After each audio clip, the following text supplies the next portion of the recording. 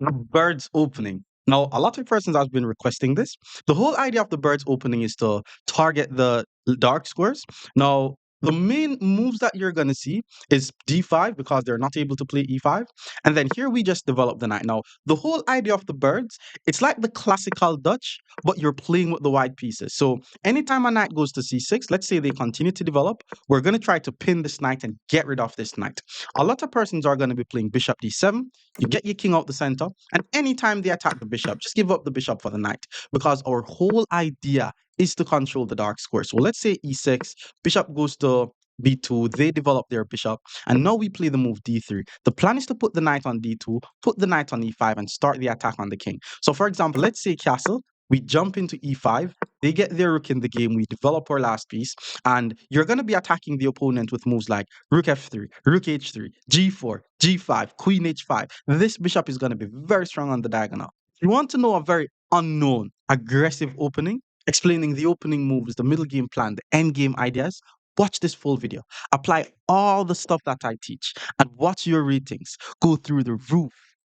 Touching things off in the 500 region. Today I'm going to be showing you guys the bird opening, and it is very similar to the classical Dutch. Only this time we're playing it from the white side, which means we are ahead by a tempo.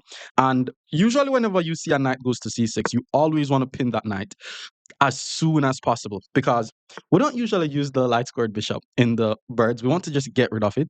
And bishop d7, and now we continue with our development. You guys are going to see this position a lot in this video. I mean, pawn f6 is interesting. I've never seen pawn f6. I guess he wants to play e5.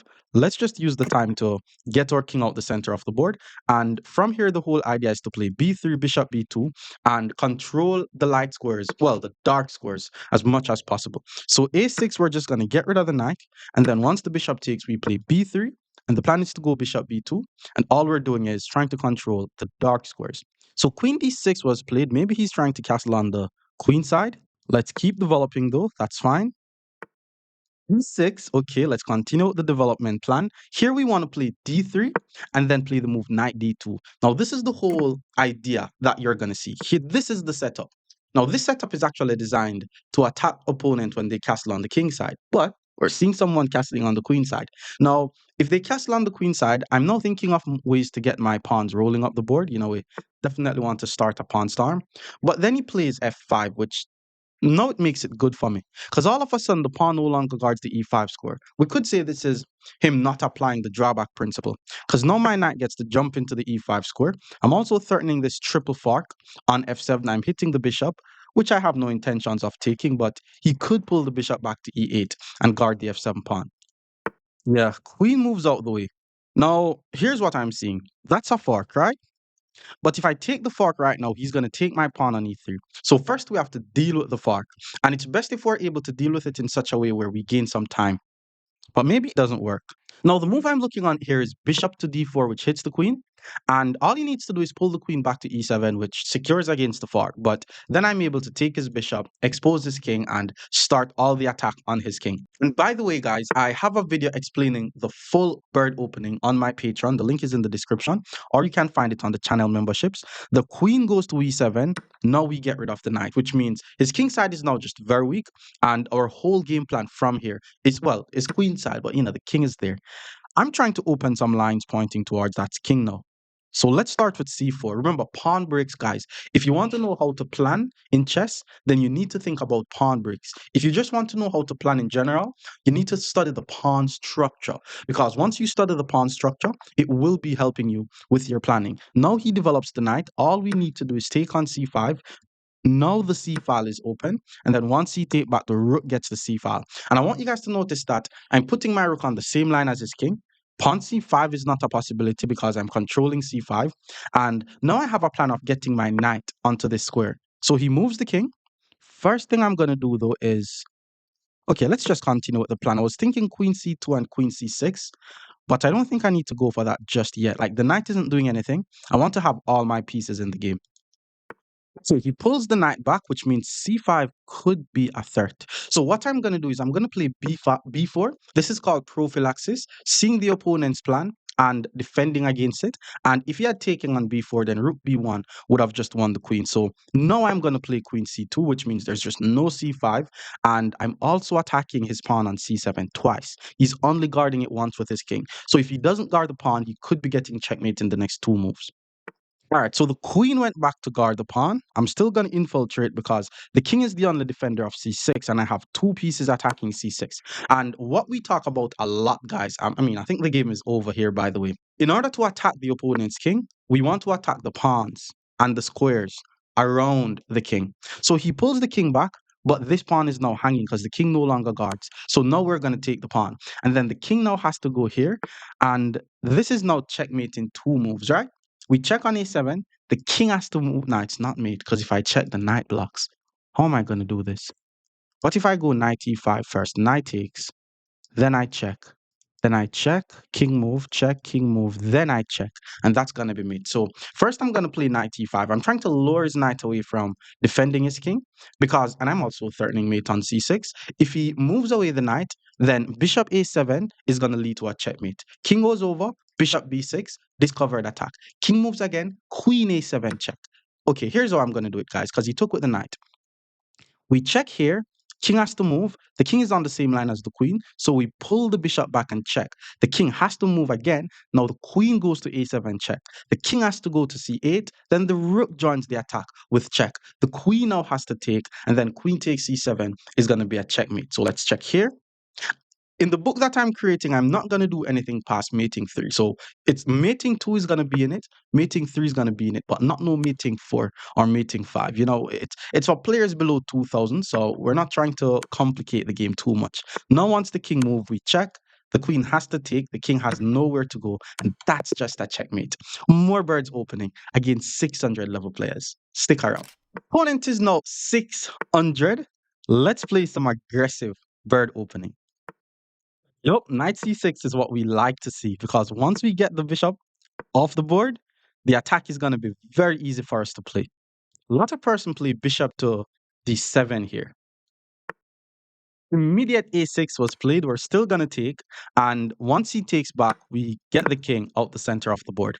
The plan from here is to play b3, bishop b2, get the bishop on the long diagonal, get the knight on d2, and then start the attack on the king side. E6 also blocks in the bishop, so yeah, the attack will come this game. This will be a very fun attack. Bishop c5 doesn't really do much. I guess it prevents me from playing d3, but for now, let's finish our development.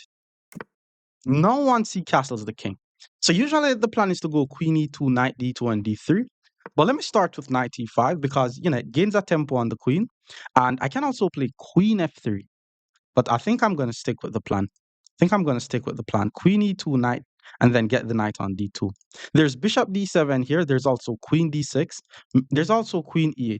Many ways to guard the pawn, so he shouldn't lose it. Very good. He guarded the pawn. Let's go queen to e2 first. We need to finish our development before we start anything too weird.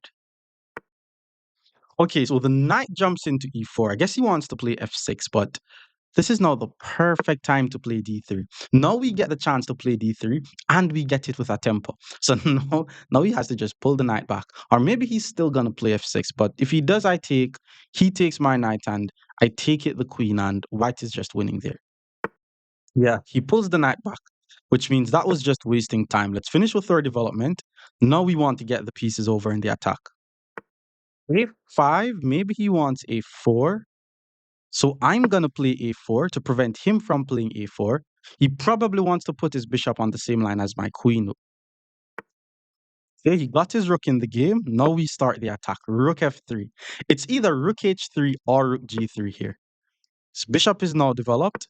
Let's put the rook on the same line as the king, which means this knight is an unprotected piece. So there could be some nice tactical move that I have here. For example, anywhere I put my knight, oh, he plays g6. He blundered already. Because now the knight is really unprotected. I just need to move my knight out the way. This is a discovered attack, guys. Stuff like these are going to be in my puzzle book. First, we take on c6 because the knight is unprotected. And yes, I'm losing my knight, but I will be regaining his knight. He took.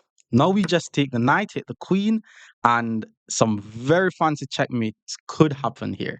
Very, very fancy checkmates could happen. Like usually when you have a bishop on f6, there's always some queen sacrifice checkmates that you could think about. Like in order for you to find these, your pattern recognition has to be good. So there's certain patterns that you just need to know and understand, and I know them. But don't worry, I'm working on a book and you guys will get it soon. So he moves the rook out the way.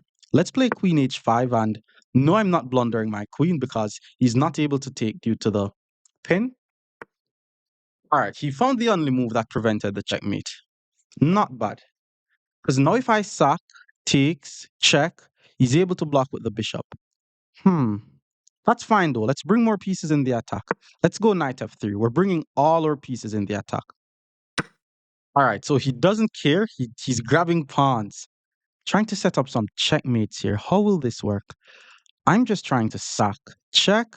He blocks with the bishop. There's one more pawn that he could take, but I don't care. If I swing my knight in the game, he's able to take. But am I able to set up something? Like knight g5 threatens mate, right? What if he takes my queen then? If he takes the queen, let's say knight takes e6 check. Bishop has to block. Rook takes e6 check. King has to go here. Maybe rook to g6. King goes here. Or let's say rook to g4. King goes here.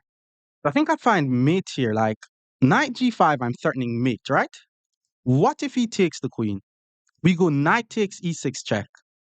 The king can't move, so he has to block with the bishop. Rook takes g7 check. King can't go here due to my knight. And if the king goes here, we pull back and that's mate. Ay, ay, ay, knight g5. Oh no, my queen. It's no longer pinned. I'm threatening mate here, by the way. There's also h6 here, by the way. Would be cool if he takes the queen. Ah, oh no, my queen, you're mated here, bro. He is mated here. Knight takes e6. This is called a discovered attack. The king has nowhere to move. He has to give up the bishop. He blocks with the bishop. We take with check. King can't go here due to the knight, so the king has to step in the corner. And he has to step on the same diagonal as my bishop, which means that's just a checkmate. More birds opening against 700 players. Stick around. Opponent is now 700. Let's play some aggressive bird opening. b5. Let's just develop the knight. We know what the plan is. Once we see the knight on c6, we should be happy because now we're able to play e3, pin the knight, and eventually we're going to take the knight, preferably when they attack the bishop. So we're not just going to use the time to get our regular Dutch setup. Okay, now that he plays a6, let's just eliminate the knight.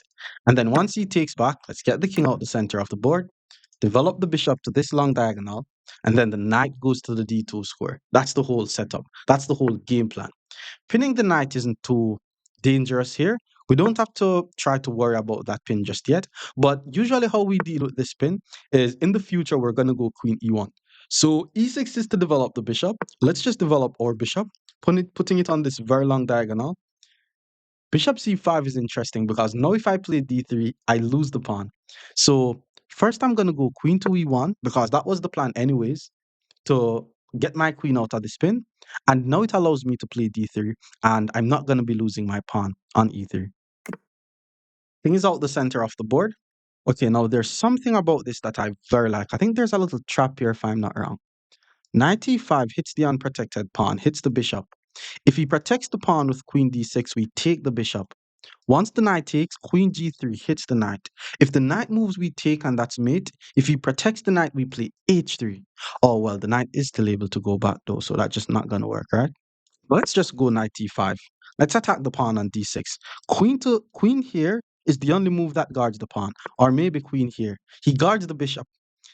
Okay, though, that's not too bad because if I take, he hits the knight. Save the knight, he takes this pawn. Let's not rush it. Let's just play d3, protecting the c pawn. Now I'm attacking c6. The plan is still to play knight d2 to f3. Well, knight to g4 should make the trick. Okay, maybe it's still not going to work. But what I'm seeing is he's targeting my pawn on e3 twice. I'm only guarding it once. And he's attacking my knight. So let's just take the knight.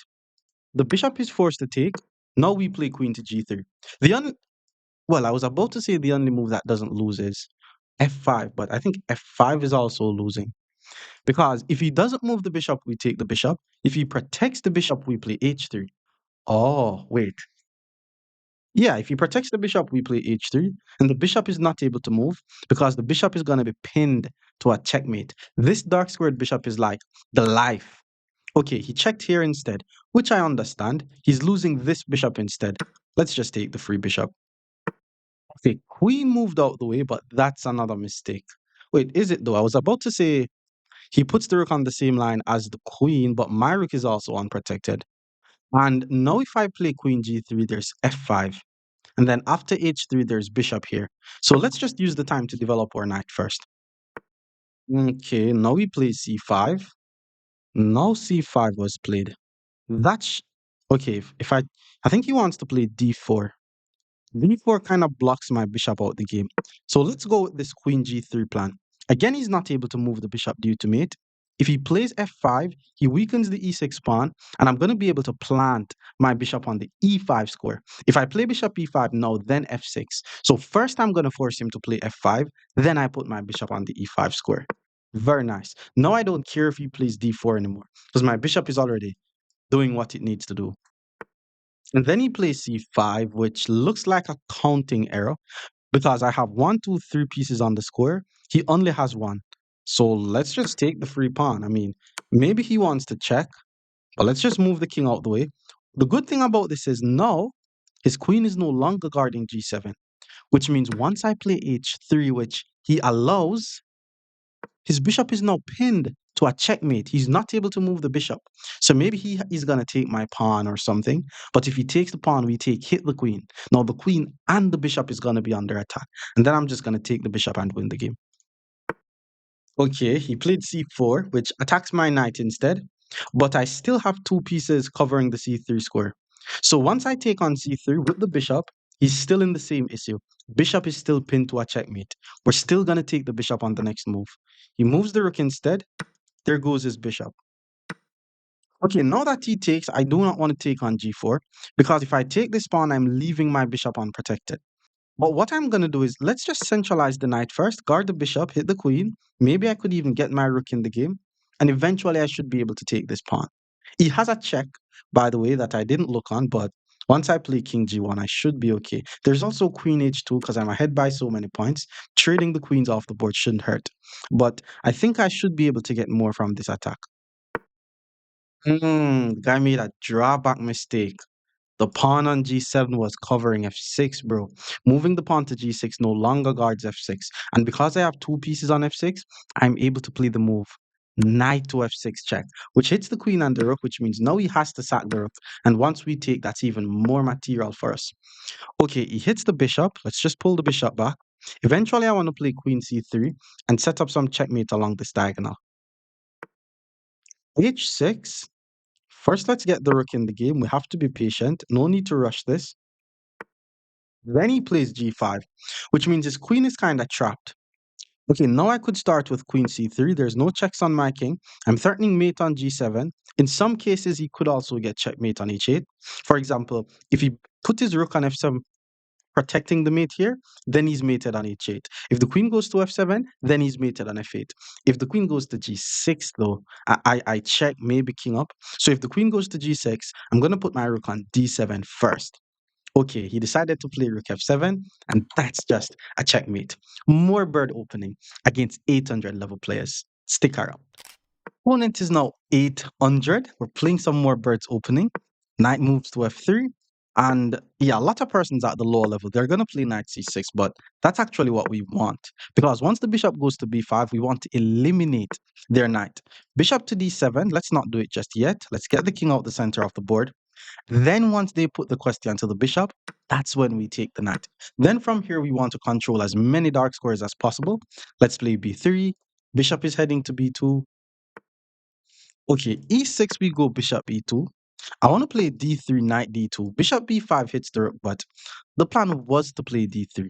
So this is still good for us. And the knight is going to d2 next. The queen is going to e2. Maybe I could swing this rook over in the game. Usually when they fianchetto their bishop, it makes the attack a bit harder for us, but let's just continue with normal development.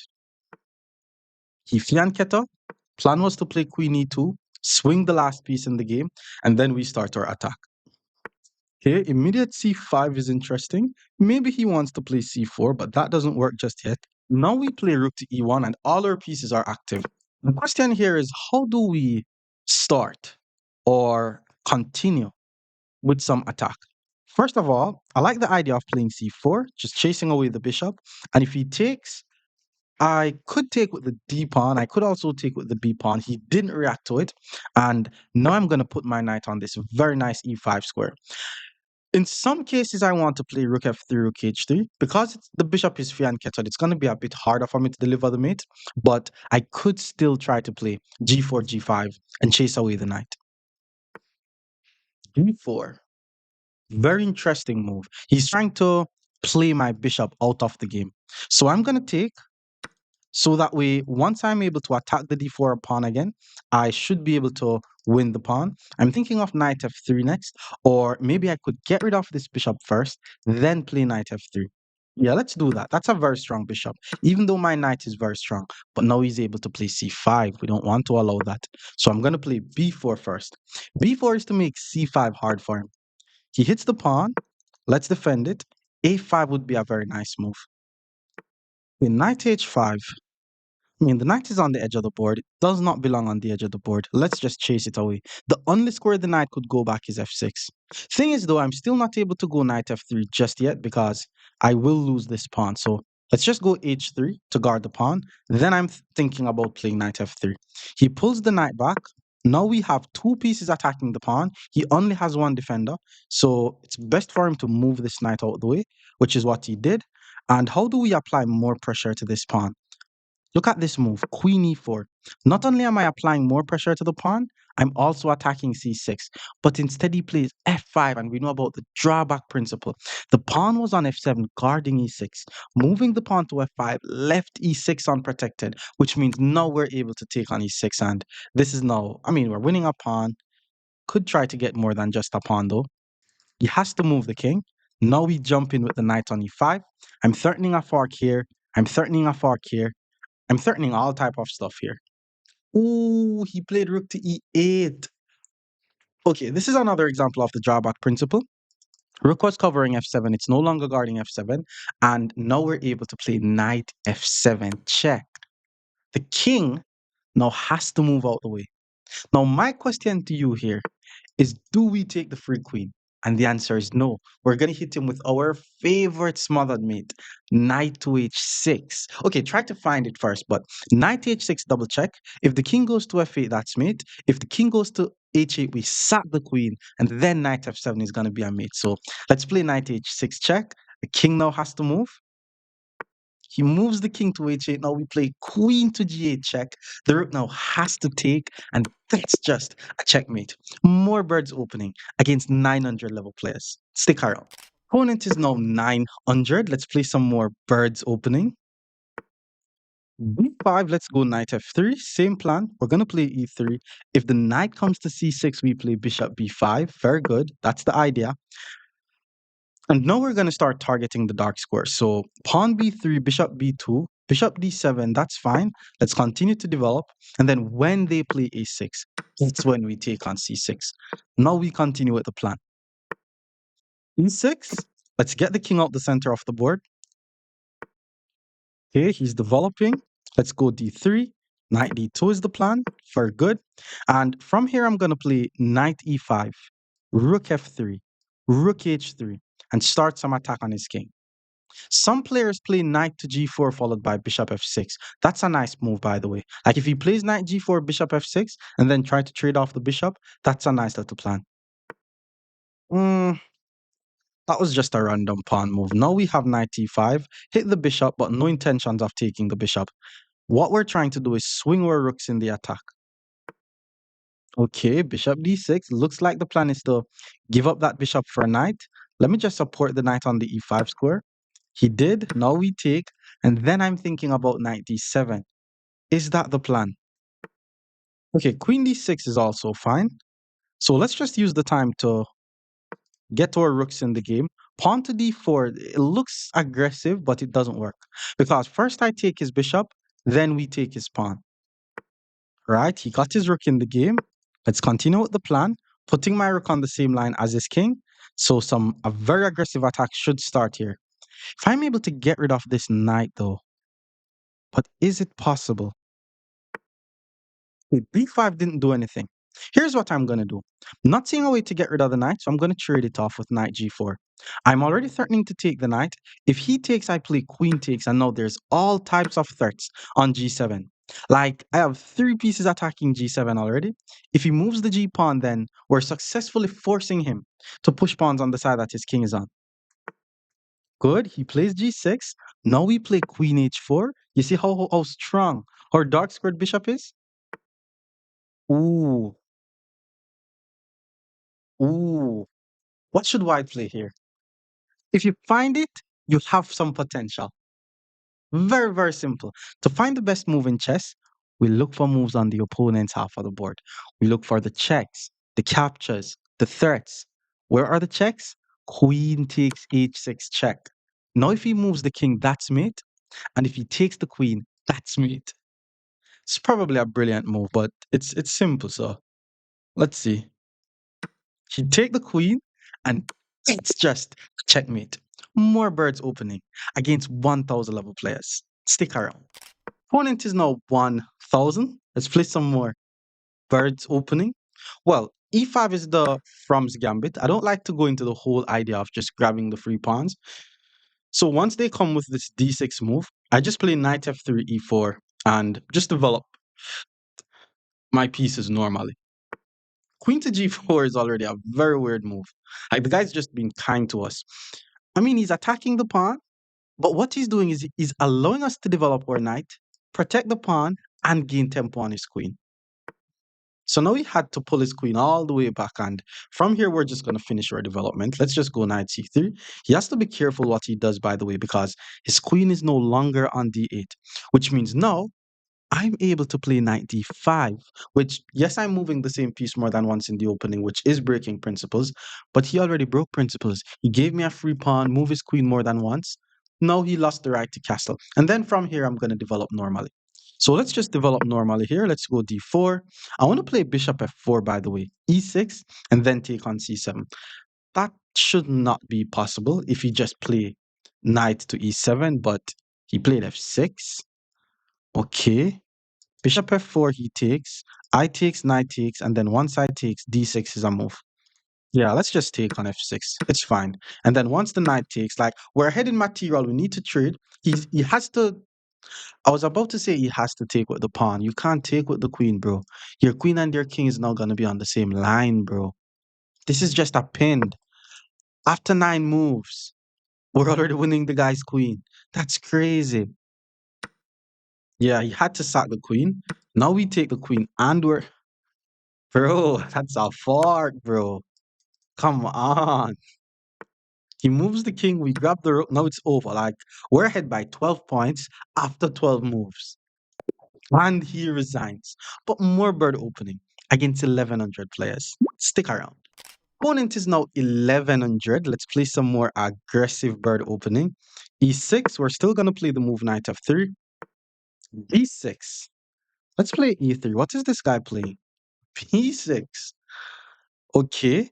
All right. I'm gonna wait until the opportunity of bishop b5 is there. If it's not there, then the bishop is going to e2. For now, let's just use the time to develop our dark squared bishop. So bishop b7. Let's just go bishop b2. It would be funny if he plays f5. It would be a bird versus a Dutch, which is super symmetrical. Okay, now that he plays knight to f6, I don't think I'm gonna be able to go bishop b5 because he's gonna block with the pawn. So let's just develop the bishop and get the king out the center of the board. Okay, now he plays g6. That's castle. This is a very weird setup that he's playing. It's not, but doesn't mean it's bad or anything, but it's weird. If I play d6, knight g4 could be annoying. Okay, that's a bishop though. Take the bishop, he gets the forward, queen c1, and I'm fine. Let's play d6. But we have to be on the lookout for any attacking moves that he has on our e3 pawn here.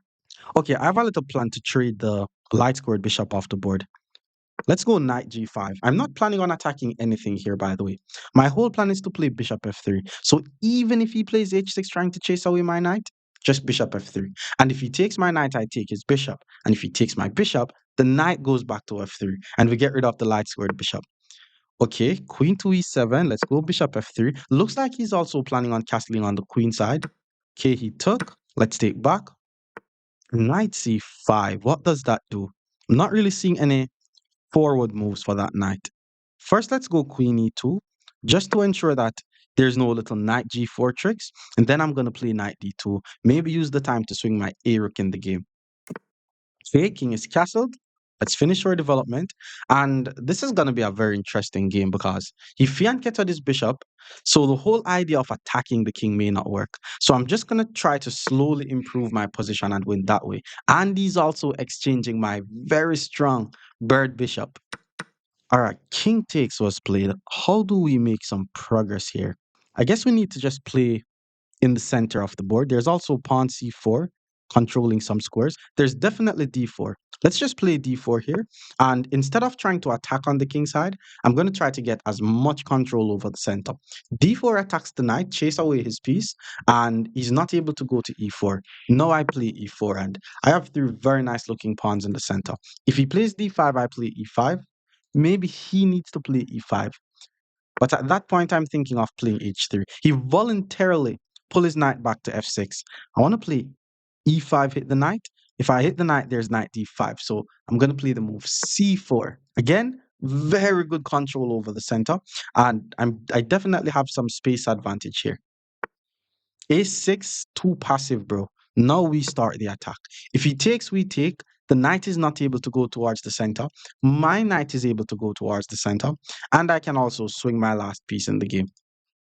Yeah, that's where we want the knight. All the way to the back rank. Let's swing the last piece in the game. And white just has a nice position here. That's an interesting move. Because it looks as if I have two pieces on the pawn. But if I takes, queen takes, he's going to take on a2. So let's not do that. How do we attack this guy? Let's just play king h1.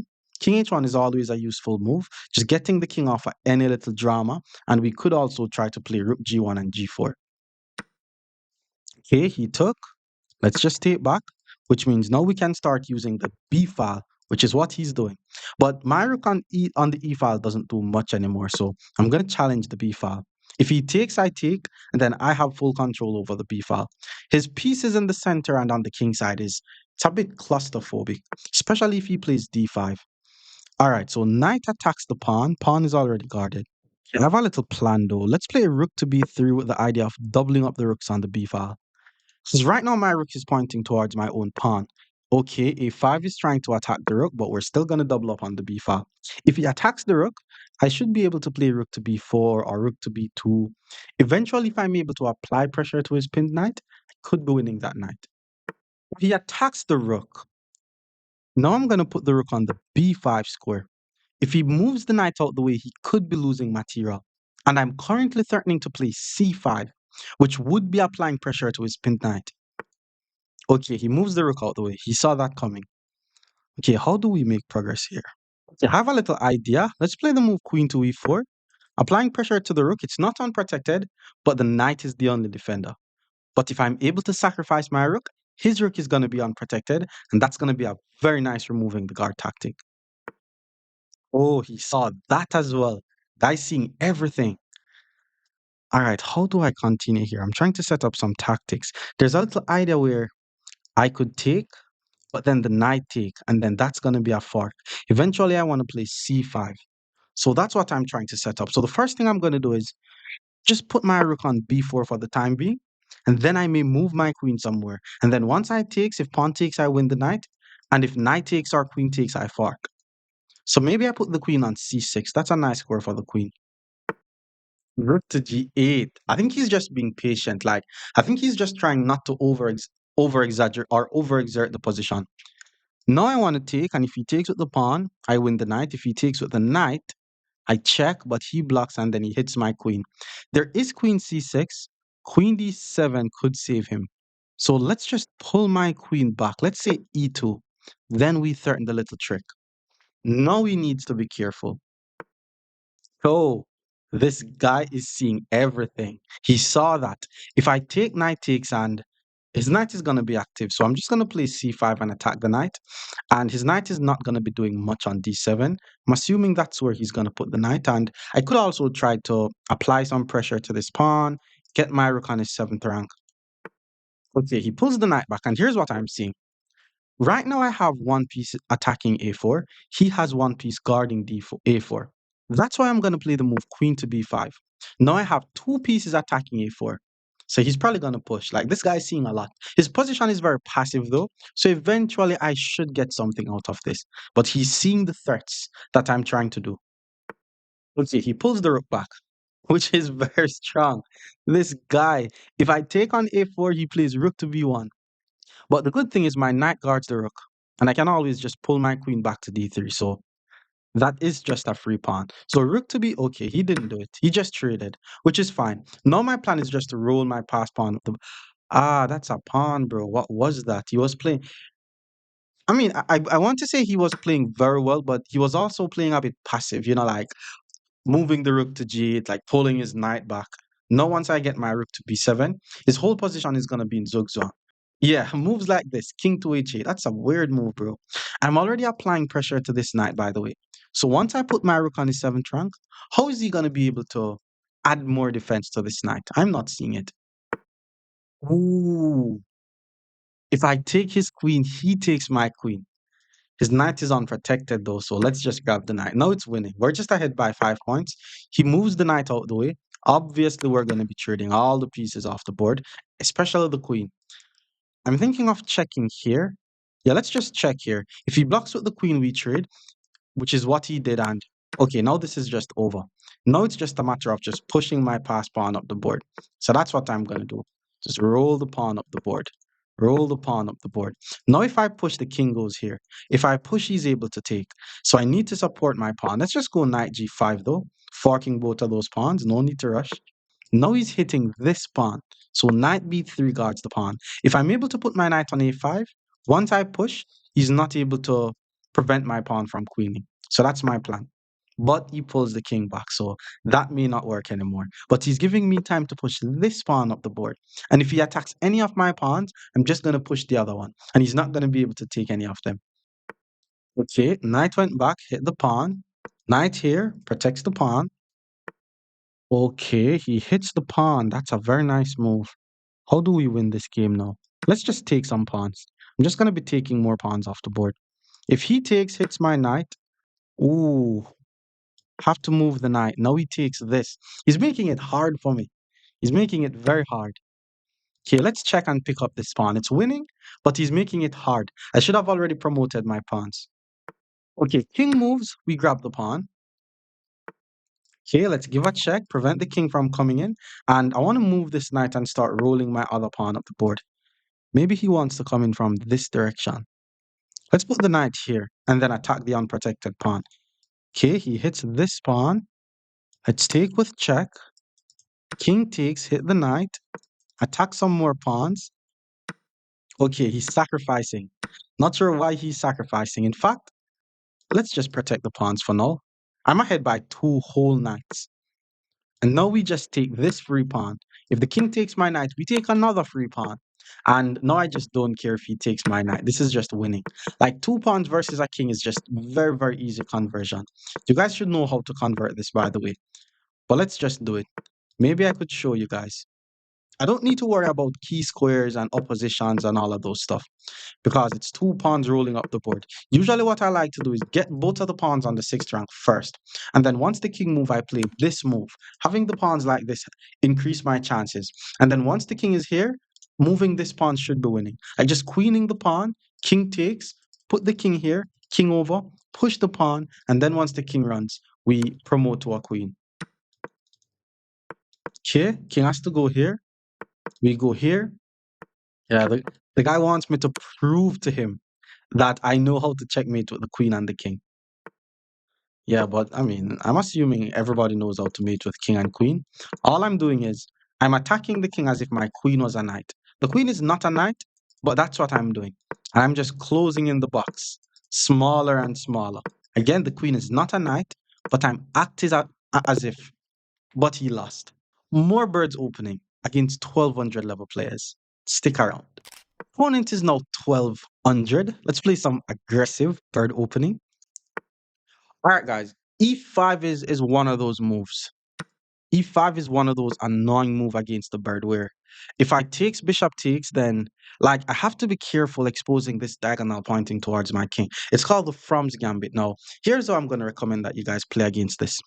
Just play knight to f3 and protect the pawn. Well, we're not necessarily protecting the pawn because we have no intentions of taking back the pawn because things could get dangerous.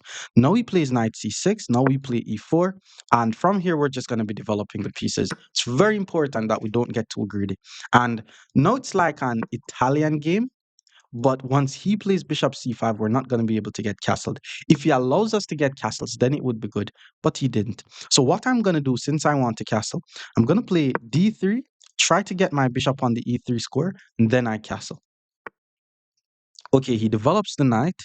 Let me develop my knight first. Let's just follow some development principles here.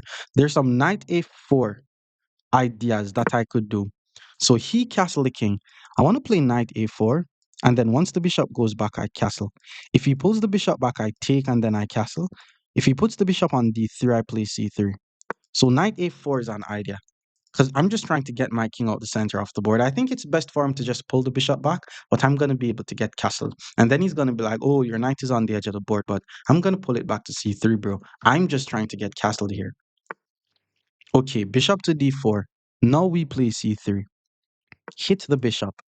I guess he's trying to say he's weakening d3, but I'm not seeing how that weakens d3.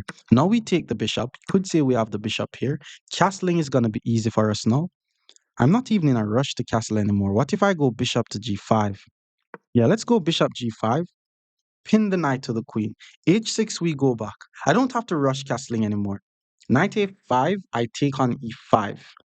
But I have to be on the lookout for this knight a5 idea. h6, we maintain the pin on the queen. If g5, I'm more than likely not going to sack because queen to d6 is good for him. I just want him to weaken his king. Like, that's my whole goal. Queen d6, okay. Now he's like, okay, bro, at least I'm now not pinned, you know? And it makes a lot of sense. Knight a5 is also an idea. But let's just get the king out the center of the board. If he plays knight a5, you know, maybe I'm just going to play bishop d3.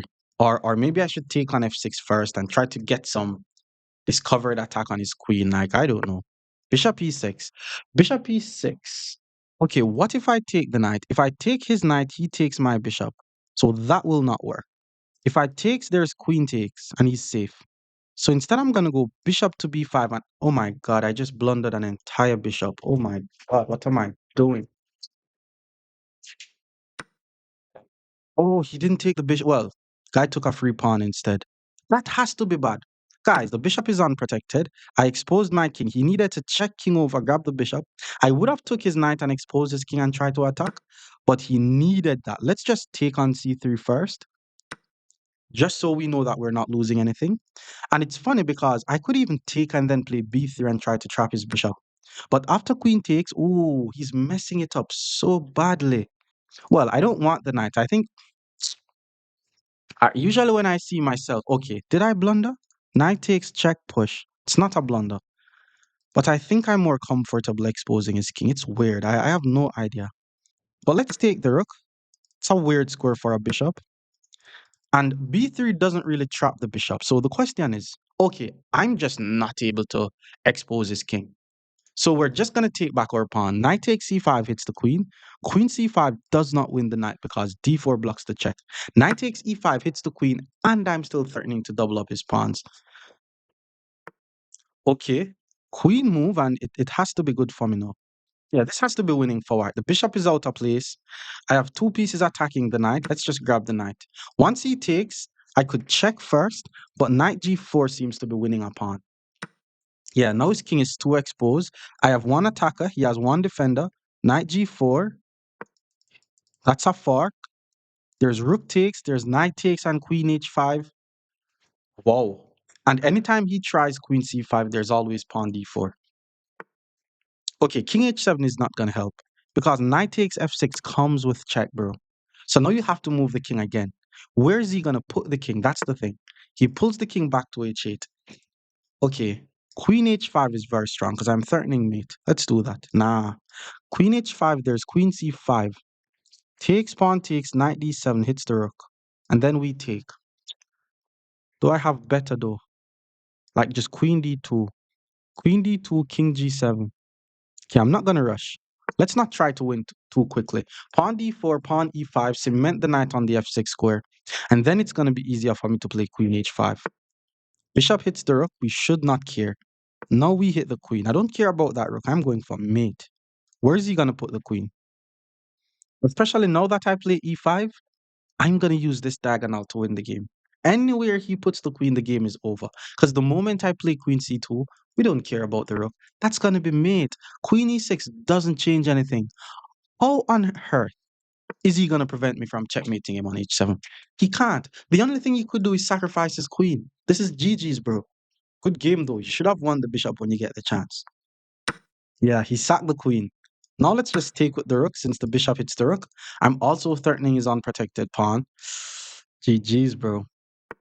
He moves the rook, and from here we have checkmate in a few moves. Check, king up. Check, king back, check, picks up the rook. Or queen d2, check, king up. Okay, let's do it the forcing way. Checking here, king has to move. We check him here. King has to go back. We check him here. King has to go to e7. We take the rook. We win the game. King moves, we check. We already looked on this. King move, we check. And then once the king move, we take the rook. And from here, I'm just going to start taking off all his pawns. And he resigns. More bird opening against 1300 level players. Stick around. Opponent is now 1300. We're still going to be playing some aggressive birds opening. D5, we're going to play knight to f3, and then after knight c6, we play e3. Now, knight c6 is the move that we want to see because now we're able to get rid of our light squared bishop. And once we're able to get rid of the light squared bishop, everything else is going to be very easy for us. Now, he's pinning our knight, but that shouldn't do anything right now. Let's just get the king out the center of the board. A6 hits the bishop. You also want them to play a6 because eventually you're going to take the knight and you want them to invest the move into chasing away your bishop. Now we continue with the plan. B3, bishop b2, controlling the dark squares. He's developing as well. Now the plan is to develop this knight to d2. So let's play the move pawn to d3. And remember that you need to be on the lookout for your unprotected e3 pawn. But for now, it's fine. He castled the king. Let's just get the knights in the game. And then eventually, he got his rook over. We play queen to e1. That's the main move because he's pinning the knight. And what we want to do is knight e5, which hits the bishop and attack the unprotected pawn. Okay, rook to c8. Like rook c8 did nothing here. Why not at least rook b8? Like if you wanted to put the rook on a square, if you wanted to move your rook, what does putting the rook on c8 does? What's his name? Miad Ahmed. Knight e5 hits the pawn, hits the bishop. Now I'm thinking of playing knight takes. Okay, knight takes, queen b3 doesn't work because luckily he's able to play bishop to f6. And if I take the knight, he takes my bishop. So instead he plays c5. Knight c6 followed by knight takes is has to be good. But I'm wondering if I'm able to take this bishop and then queen b3, but that's just a trick. That has to just be a trick. All right, maybe I should go for it. Let's go for it. In order for this to work, we have to ensure that the bishop is guarded. Now the plan is to take the bishop and go queen g3. If he allows it, then the game ends here. If he doesn't, then okay, fine. Then we have to continue playing the game. Okay, he didn't allow it. He pulls the bishop back to f5. e4 is an idea. Okay, I'm wondering, do I need this bishop? How strong is that bishop? Knight c6, take on e7, queen g3. e4 is an idea. There's also knight f3 to g5, which is an idea. Okay, let's go king h1. I don't want to rush this. I'm going to find the slowest way to play it and make progress. Maybe rook g1, g4, and then g5 is an idea. Like knight c6 looks like it does something, but I'm not seeing exactly what I get from that. So maybe I shouldn't even have played rook to b1, you know? I was just trying to trick the guy. Okay, bishop d6, applying some pressure to my knight. There's always knight f3 though. Knight f3, knight d7. Hmm. Let's go rook g1. Let's continue with the plan. I want to storm up the board. He gave up the bishop for a knight. Let's just take, maintaining the bishop on this long diagonal. If he pulls the knight back to hit the bishop, I'll just pull my bishop back. Eventually, I want to play g4. There's also knight to f3 coming. Okay, d4 is not bad. Kind of like trapping my bishop in. If I take takes, knight f3, or maybe I should start with knight f3. There's also e4 hit the bishop. E4 hit the bishop, bishop goes back. What do I have? Not seeing it. I like the idea of knight f3 because now I have one, two, three pieces on the pawns. Oh, but then there's still knight d7 though. Knight d7 is strong. Yo, what am I gonna play if he plays knight d7? Where do I put the bishop? Because f6 is coming. Knight d7 takes f6. Bishop is trapped.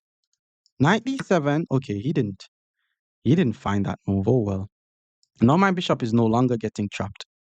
If I play queen takes, there's knight g4 though. I think that's a dead pawn. So let me just ensure. Wait, there's knight d5. Knight d5, there's c4. Let's just play h3, preventing knight g4, threatening pawn g4 in some lines. Eventually, I want to take here. Knight d5 doesn't help because, okay, now the knight guards the pawn, but the plan was to play c4. Okay, knight b4 is also very strong. I'm not playing this game well. I'm not playing this game well at all. Knight b4, I have to go rook d1. He's not playing well either, though. Queen takes, queen takes, queen takes, queen takes, rook takes, and it's just chess. There's also rook d1 first, guard the pawn. Let's do that. Let's do that. Let's lock in, guys, because I think I made too much bad decision on this game. Yeah, there's also knight g6, which is very strong. And if I pull the bishop back now, knight takes is very strong. Takes hit the knight takes d3. But the knight is going to be pinned, so we could get something from that. But I don't want to put the bishop on b2 then. Let's put the bishop on a1. Because I think this bishop is very strong on this diagonal.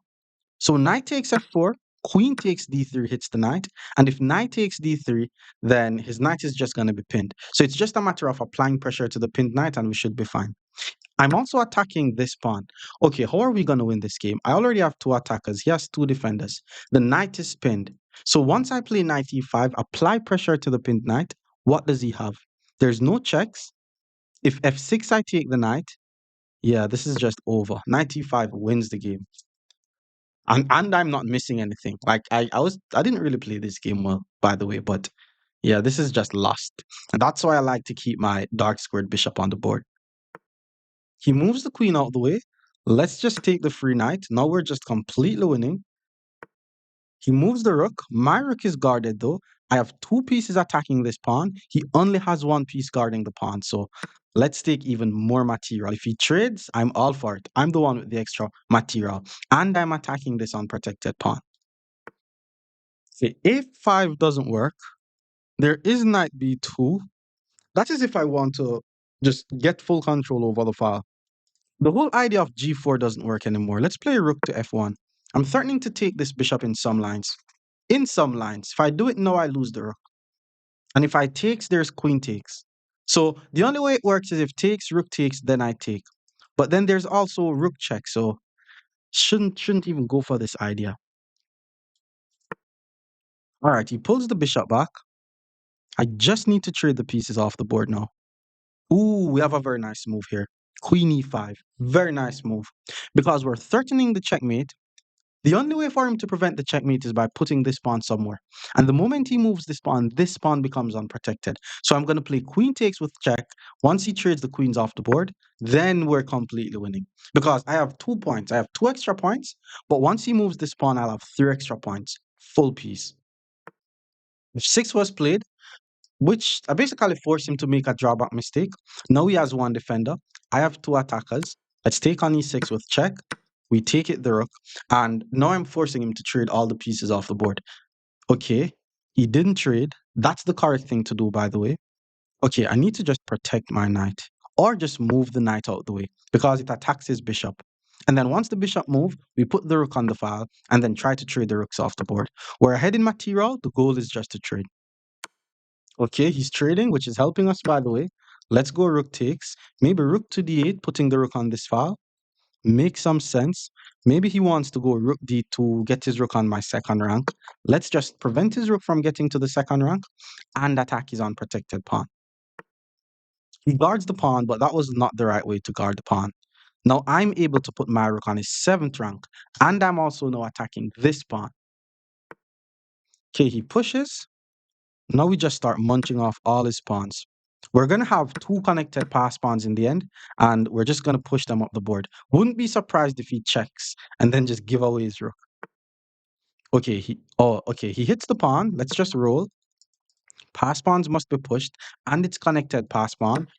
I He took this pawn, thinking I made a drawback mistake. That's a bishop, bro. All right, now he's activating his king. Nope, king can't move forward, so he has to pull his king back. Now once the king goes back, okay, I'm going to set up a checkmate here, guys. Knight e6 check first. The rook has to go here. Well, the king has to go here.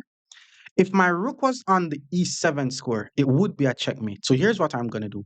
I'm going to move the bishop to d4. Yes, I'm hanging the pawn, but if he takes the pawn, I go bishop c5, threatening mate on e7. And yes, he has a check, but once I move the king, there's nothing he could do to prevent the checkmate. He took the pawn, hit the rook, and this is unstoppable, mate. Check, king up, and how does he stop me? I could actually pre-move it.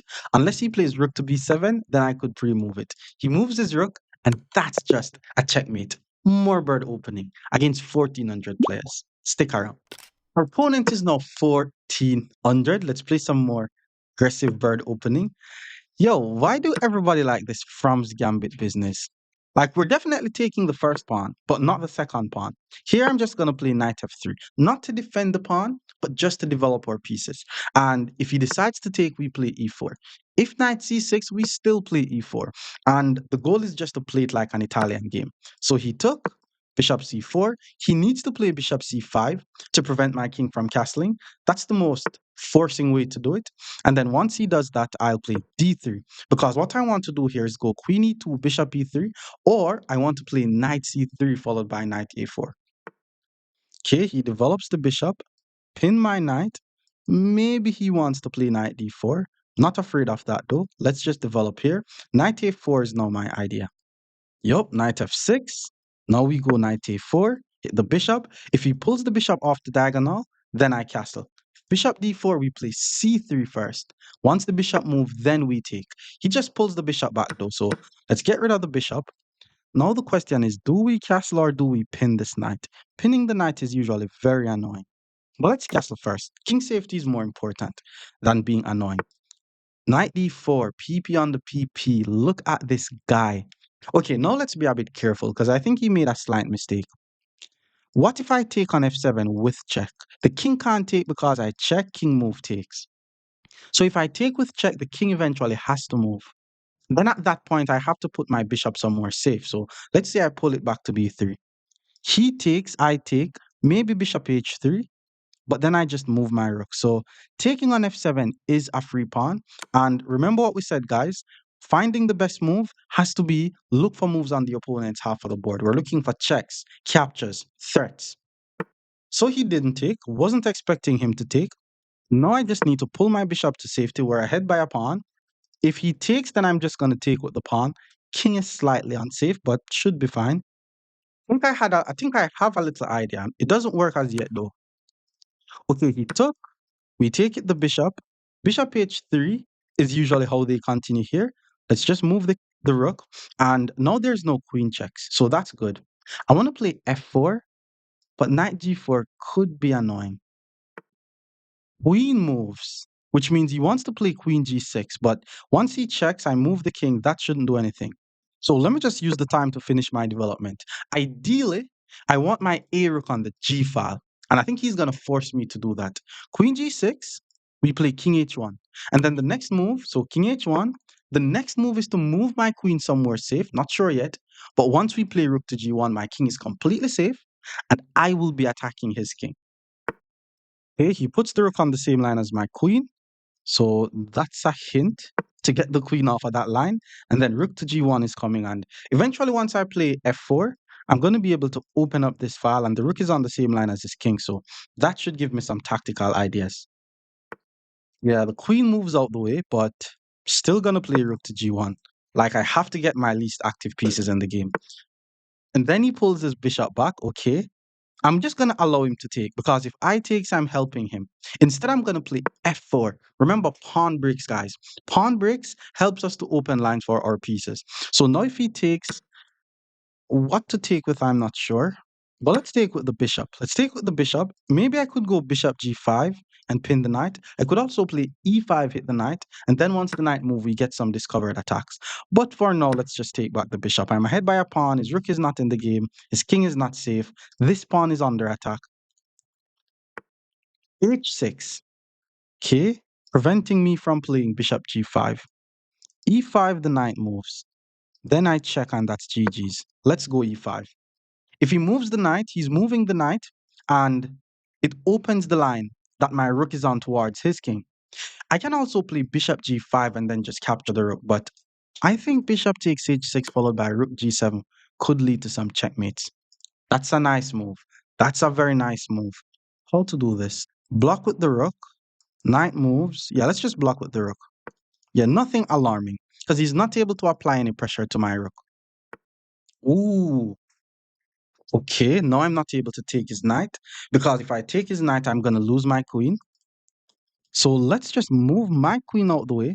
It also breaks the pin on my rook, and I am also threatening a checkmate. So many threats with one move. Knight h5. I'm about to set up something nice here. Something nice. It starts with bishop takes h6. Discovered attack on the king. King has to move.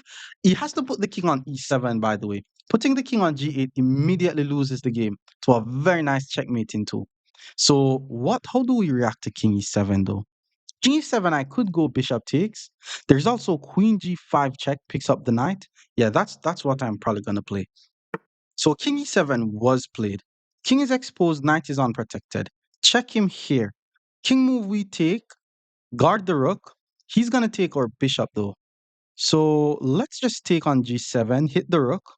And if the knight takes check, king back. I don't want him to be safe though.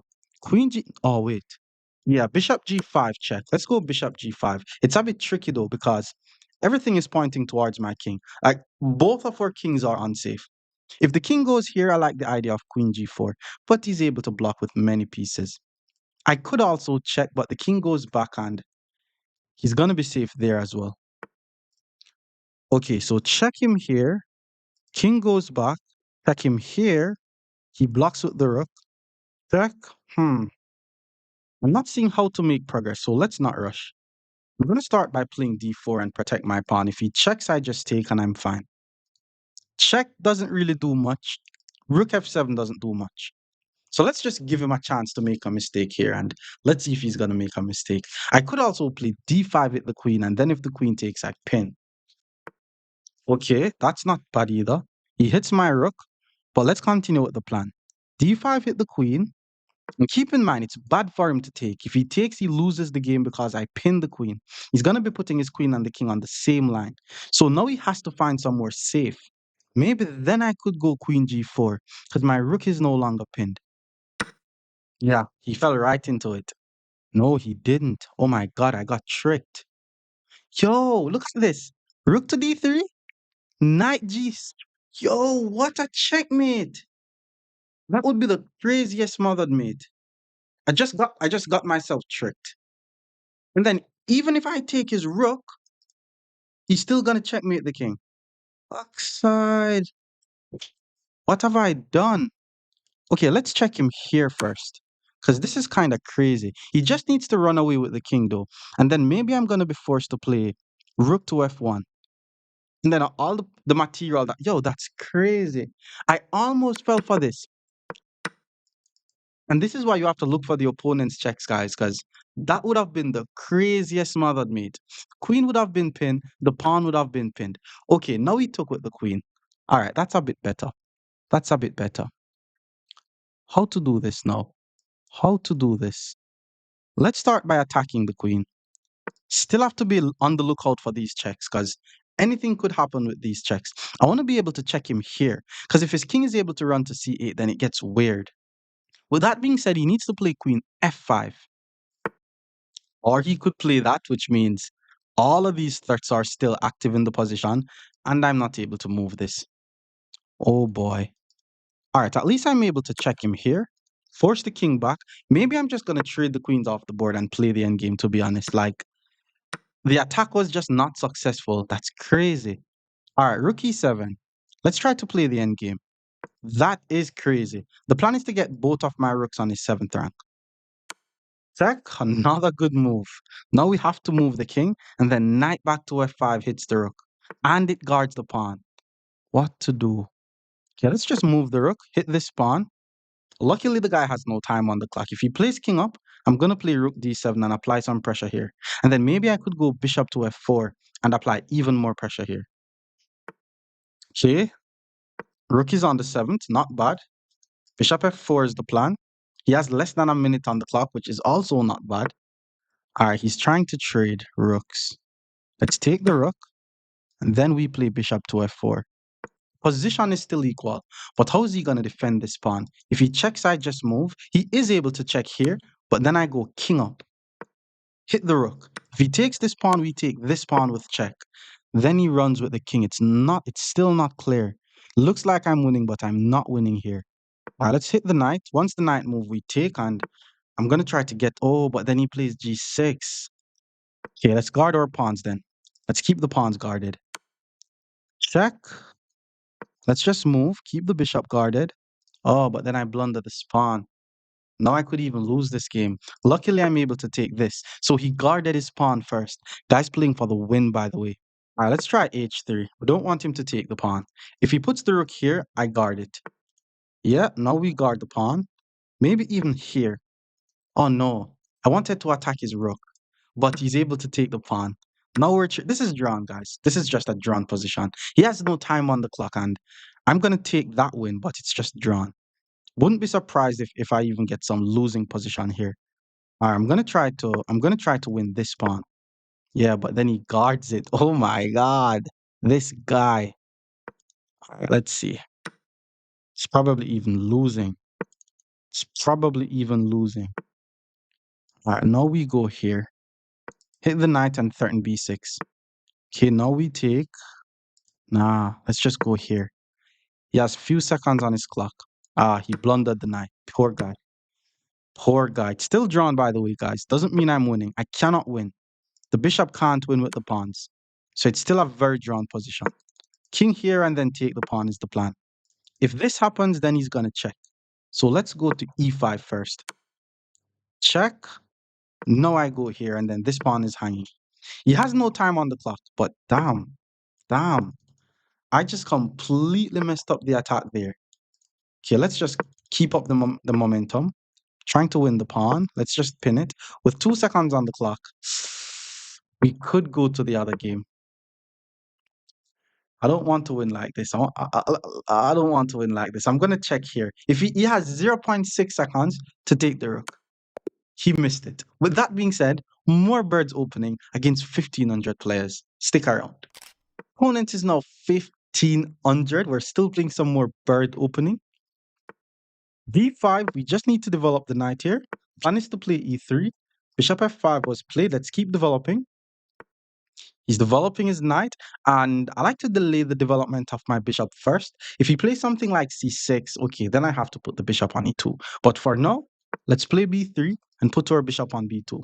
Remember, the whole idea is to control the dark squares. So controlling the dark squares, bishop e7 and castle, I'm assuming he's trying to do.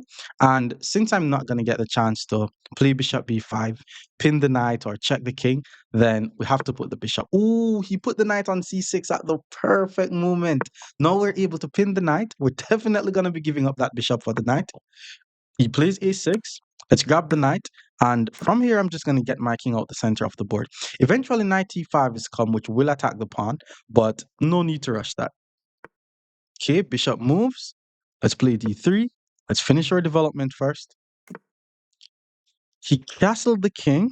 Remember, we have to be careful about our e3 pawn, guys, but if knight g4, I should be able to play queen e3.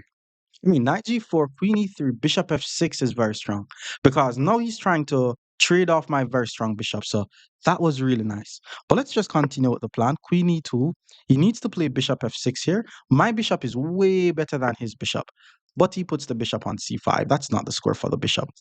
All right, here's what we're going to do. Instead of playing d4 and kill my own bishop, I'm going to put my knight on d4 for the time being. I'm also threatening his pawn on c6. If he gives up the bishop for the knight, that's perfect for me. I'm also threatening this bishop, and eventually I'm just going to chase his knight out of my half of the board.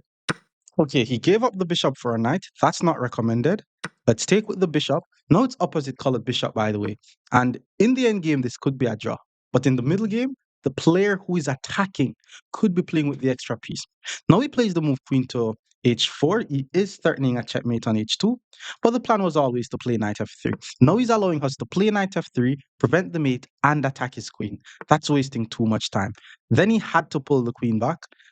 Okay, I'm expecting c5 very soon, but let's play h3. Remember, we don't want pieces on our half of the board.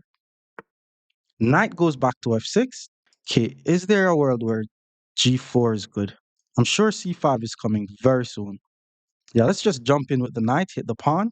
If c5, I'm just going to pull back to b2. That's fine.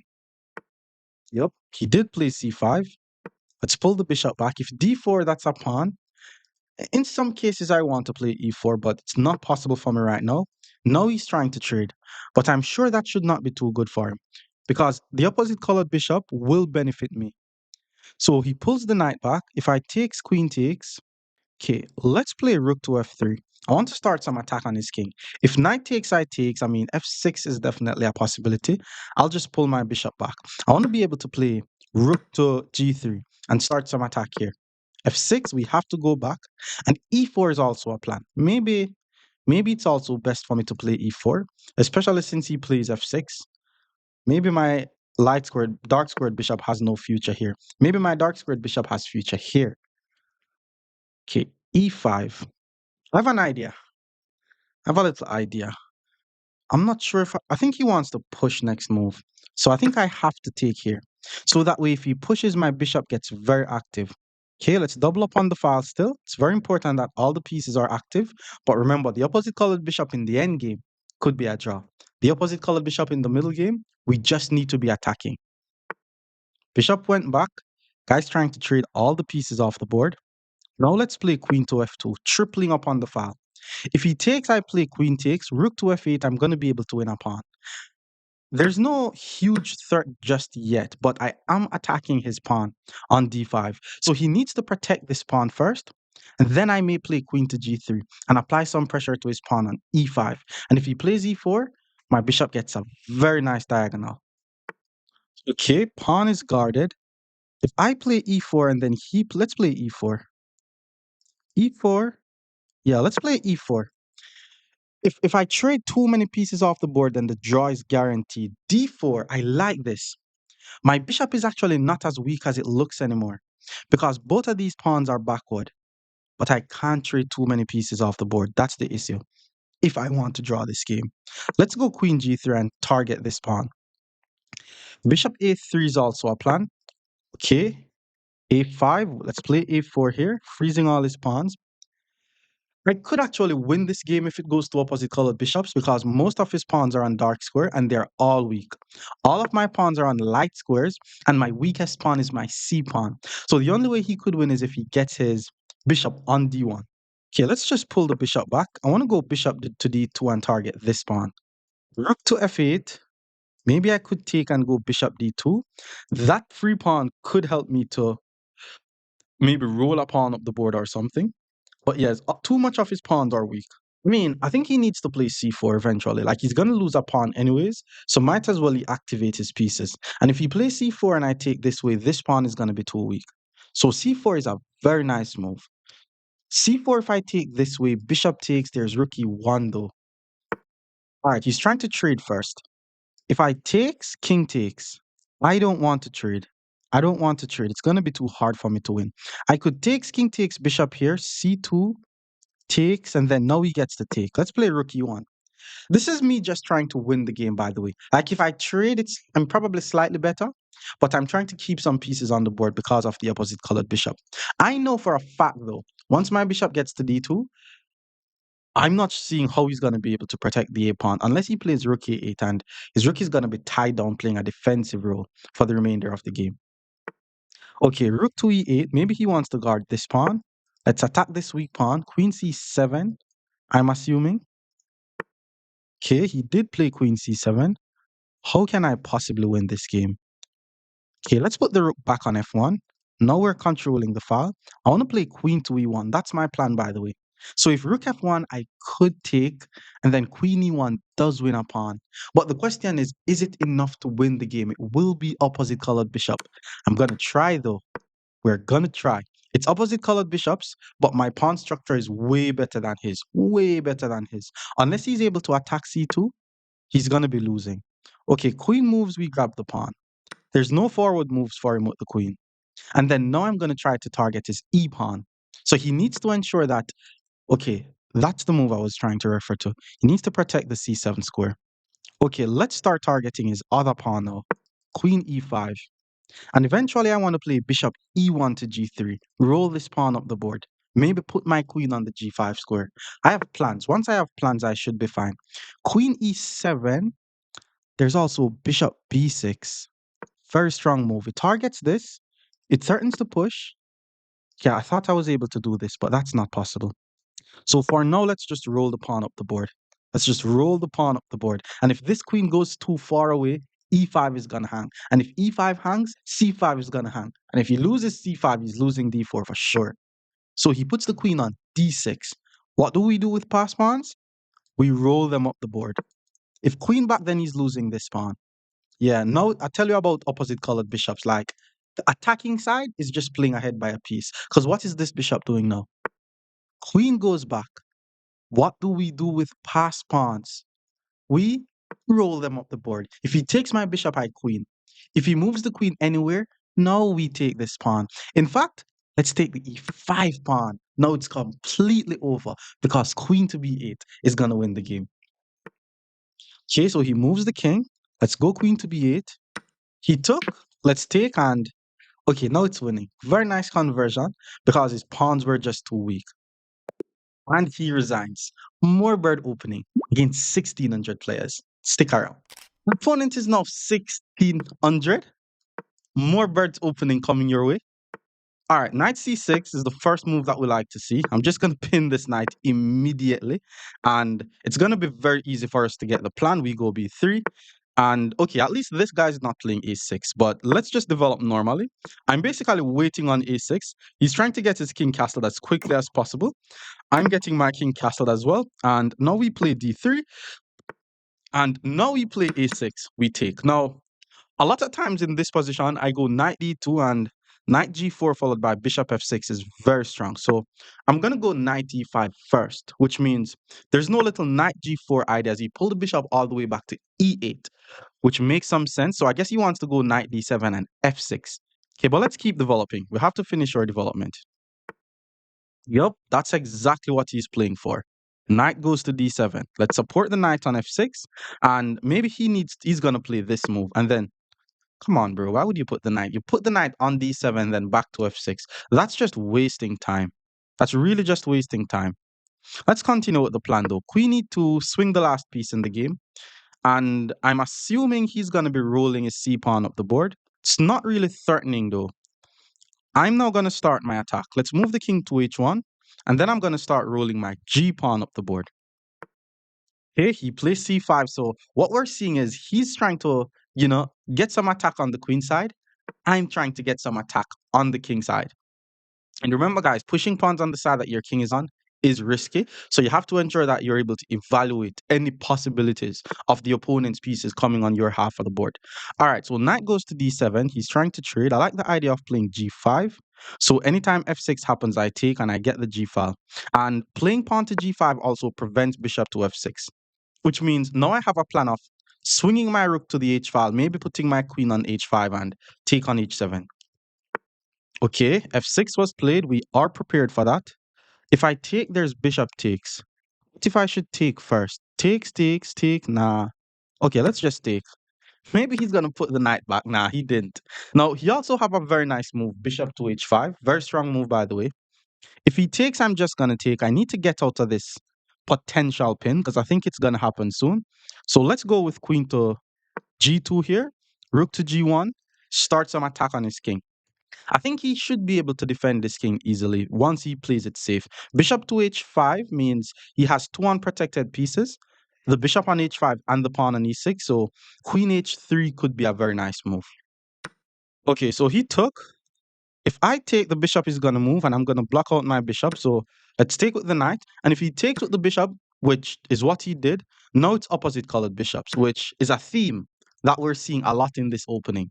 And it's not easy, to be honest. Like playing with opposite colored bishop is not easy.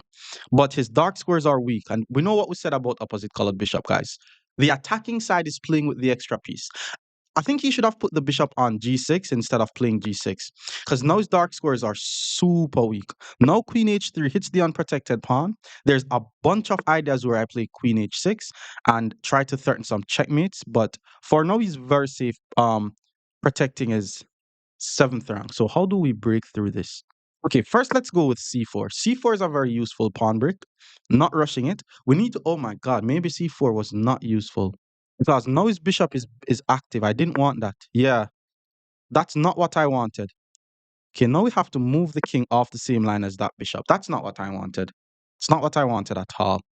I thought after takes takes, I could use the d file and try to set up some little plans here. If I take, this pawn is also weak. Rook to d8 attacks the weak pawn. This move guards it, but I'm going to be playing defense though. It's kind of crazy. Okay, I want to play e4 actually. If I play e4, then at least I could say the bishop is not as strong, but his major pieces are going to be monstrous. Okay, rook to e8 means he wants to move his queen somewhere. All right, let's play e4. Same plan. I'm weakening my d pawn, by the way. Like this is called a backward pawn, very very weak. But I just don't like the idea of his bishop cutting off my king like this. Now he starts to target the backward pawn. I mean, my queen is already guarding it, so let's play rook to f3. This is also a more active way to defend. You know, like if I have to have a rook behind the pawn, then the only role that that rook is serving is defense. But now that my rook is beside the pawn, my rook could be playing defense and offense at the same time. Okay, rook d7. He's trying to ensure that he's just fully protecting his seventh rank, and he's also trying to attack my d3 pawn as much as he possibly can. Now let's just play rook to e1. I want to play rook e3. Again, it's always best to defend from the side with your rooks because now I have plans of swinging my rooks over to this side and they will be guarding d3 at the same time. But who actually has the attack here? Pawn to b5 is very strong. Who has the attack? I'm also trying to play f5, but the moment I play f5, my bishop is going to be hanging. So maybe I need to pull the bishop back somewhere. b5, such a strong move. Now after takes takes, the rooks are active, which means I have to take. And then if I have to take, bishop takes, and that's okay. He took with the pawn, but then my a pawn is just so weak. All right, let's play rook to g3. Trying to set up some sacrificial ideas. Sack the rook, check, king up, check, king here. It's not mate though. Check, queen block, check. It's not mate. Queen f7 also. Wait. If I sack the rook, pawn takes his mate. If I sack the rook, he has to take with the queen, and then I pin. After I pin, he sack the queen. No, he's not gonna sack the queen. Is this enough to win, guys? Because two rooks are better than a queen. Takes, rook here. If he sack the queen, I check, king over. I don't think it's enough to win, though. I just don't think it's enough to win. Ah, I don't have time. How do I do this? Maybe I should try to prepare it. Go here. He's still not able to take. Go here. If he takes, then I check. Takes, check. King up, check. It's still not mate, though. Check takes here. I'm also going to lose d3. Let's try this one. It's not going to work. It's not gonna work. It's crazy. Who is actually attacking who now? Because he's breaking through with the attack coming in. I have 2 minutes on the clock and the guy has 6 minutes. It's crazy. C4. Everything is coming in. If I go here, check queen takes, check pawn takes, check king up, check king back. Okay, we have to do it though. Oh my god, it's weird now. Because oh no, maybe it's drawn. I think it's drawn. Can I even get a perpetual check? Because his pawns are gonna be rolling in. There's also king over, sack. If king over the sack doesn't work, probably I have to push, but this is hanging. Don't like anything about my position now. All right, he sacked the bishop. Takes, check. King up, check. King up, check. King up, check. King over, mate. Whoa. Whoa. Takes, check. King up, check. King up, check. I think this is lost or drawn. If I take, there's bishop takes. Well, that little trick doesn't even work. Maybe d4, sacrifice this. Nah, I'm just gonna take it. This is probably if he accepts a draw, then I'll take a draw. Let's see. Let's play king up. Maybe he's gonna accept. I take a draw here because I don't think I'm. Oh, there's one check that he. There's one more check that he has. If he checks, I should be able to block with the rook though. Okay, another check came in. Oh boy. Okay, let's block with the rook though. There's also one more check coming in. Let's go king up. Is he letting me off the hook though? He still has to be careful. There's still a little sacrifice here. Oh my god. He should have sacked the queen and then check and take the queen. He checked there instead. Oh, but that's also very strong.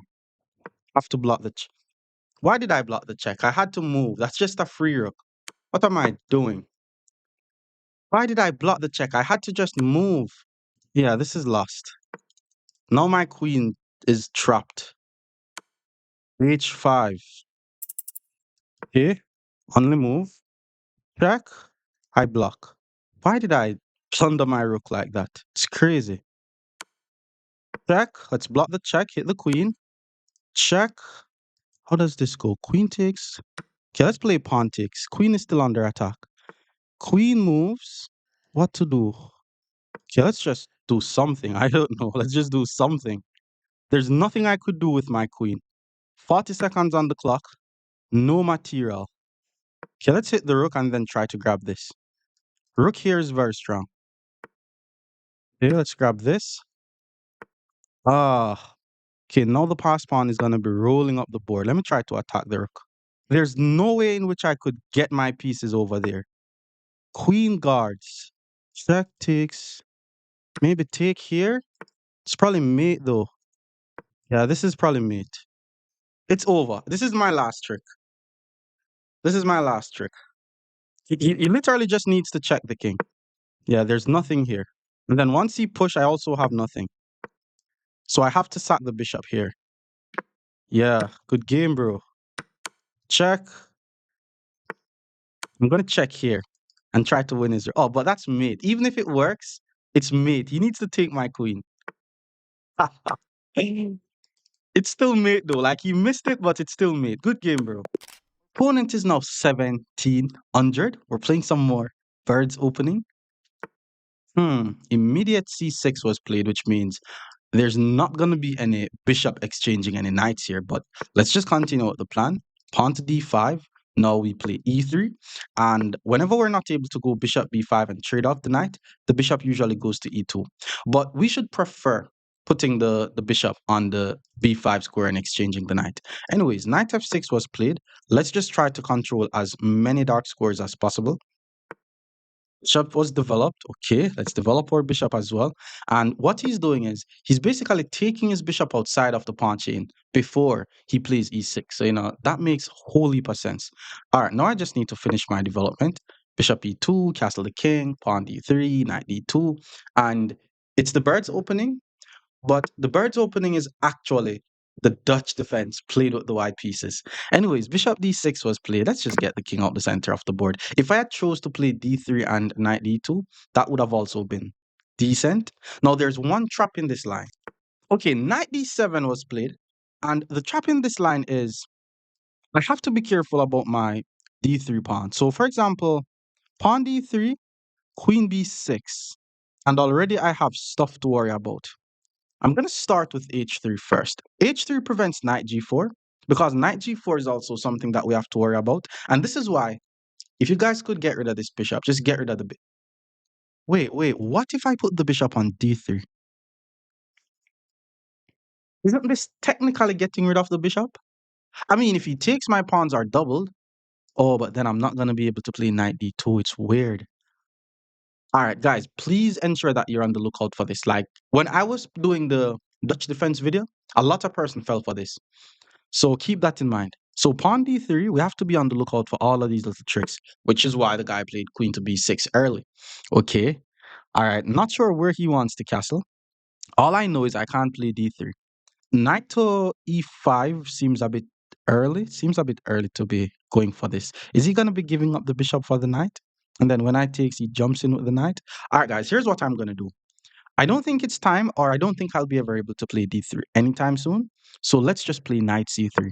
And yes, it is messing with the coordination of my pieces because all of a sudden my dark squared bishop is kind of blocked in. But I may move this bishop out the way and then pull the knight to e2. Okay, he got his king out the center of the board. Very principled stuff. Now I need to fix my piece coordination. So let's start with bishop to d3. If he takes, I takes, and then the knight goes to e2, so I don't have to worry about moving the d pawn, which means my e pawn is going to be safe. What am I worried about? Maybe I'm worried about knight e4, because if I take, that's going to be a fork, and okay, maybe I have to give up the bishop for a knight, but the whole idea was to give up this bishop for a knight anyways. It's like when you're playing the birds, or let's say the Dutch defense with black, you don't want the light squared bishop. So he did put the knight on e4, and I'm thinking of just taking it. Like, the wasn't the plan to give up this bishop. It's I just don't like the fact that it's messing with my whole coordination. Now the question is he gonna take with the pawn? Because if he takes with the pawn, he does get the tempo on my knight, but he's blocking out his bishop. Will he take with the bishop? He took with the bishop. Now I'm able to take this bishop, and then all of a sudden, my dark squared bishop is good again. Okay, pawn takes was played. The pawn is unprotected. My knight is under attack though. Knight to g4, I like. In fact, how is he going to defend his e4 pawn? Oh, there's knight c5. Knight c5, I could try bishop to d4 though, removing the guard and then take the pawn on e4. And if knight f6, we take the knight, take the pawn on e4. Pawn f5 is not an option because he loses the pawn on e6. So the only thing that he could try is knight c5. But I guess it's not a try. I think I'm just winning this pawn. Because once the knight goes to c5, we go bishop d4. And if he plays h6 to hit the knight, I don't care. Oh, actually, we take on e4. Not taking because the knight is going to be pinned. I think he's in trouble now. Luckily, we're able to get our pieces coordinated. All right, so we did see knight c5. The knight is the only defender of the pawn. Queen h5 threatens mate, but h6 is good for him. Bishop to d4 was always the plan. Now, if he plays f5, the knight is also the only defender of this pawn. So he's definitely losing a pawn here. Maybe he's going to play h6 thinking, nah, I think he just knows that he's going to lose material. Yeah, he's going to lose material. He could move the queen out of the way and then said, hey, the knight is no longer pinned. But I'm just going to take the knight. Yes, we're giving up the bishop for the knight. Yes, we're giving up this very strong bishop. But it's a pawn, right? Okay, he just pulls the queen back. He just pulls the queen back, and we're just going to win this pawn. Am I able to play b4, though? Because there's different ways to win the pawn. Nah, I can't. Can't. I thought about playing b4, but once he puts the knight anywhere, my b pawn is going to be under attack. So, yes, we're giving up the bishop for the knight, but we are winning the pawn. And we're also getting tempo on his bishop, which means from here it's just going to be a regular position. Maybe I just push the pawns up in the center of the board. His bishop is on the same line as my king. I like the idea of playing d4 here. d4 followed by c4. And then it's going to be hard for him to play e5. And if it is hard for him to play e5, then my e3 pawn is not going to be as weak.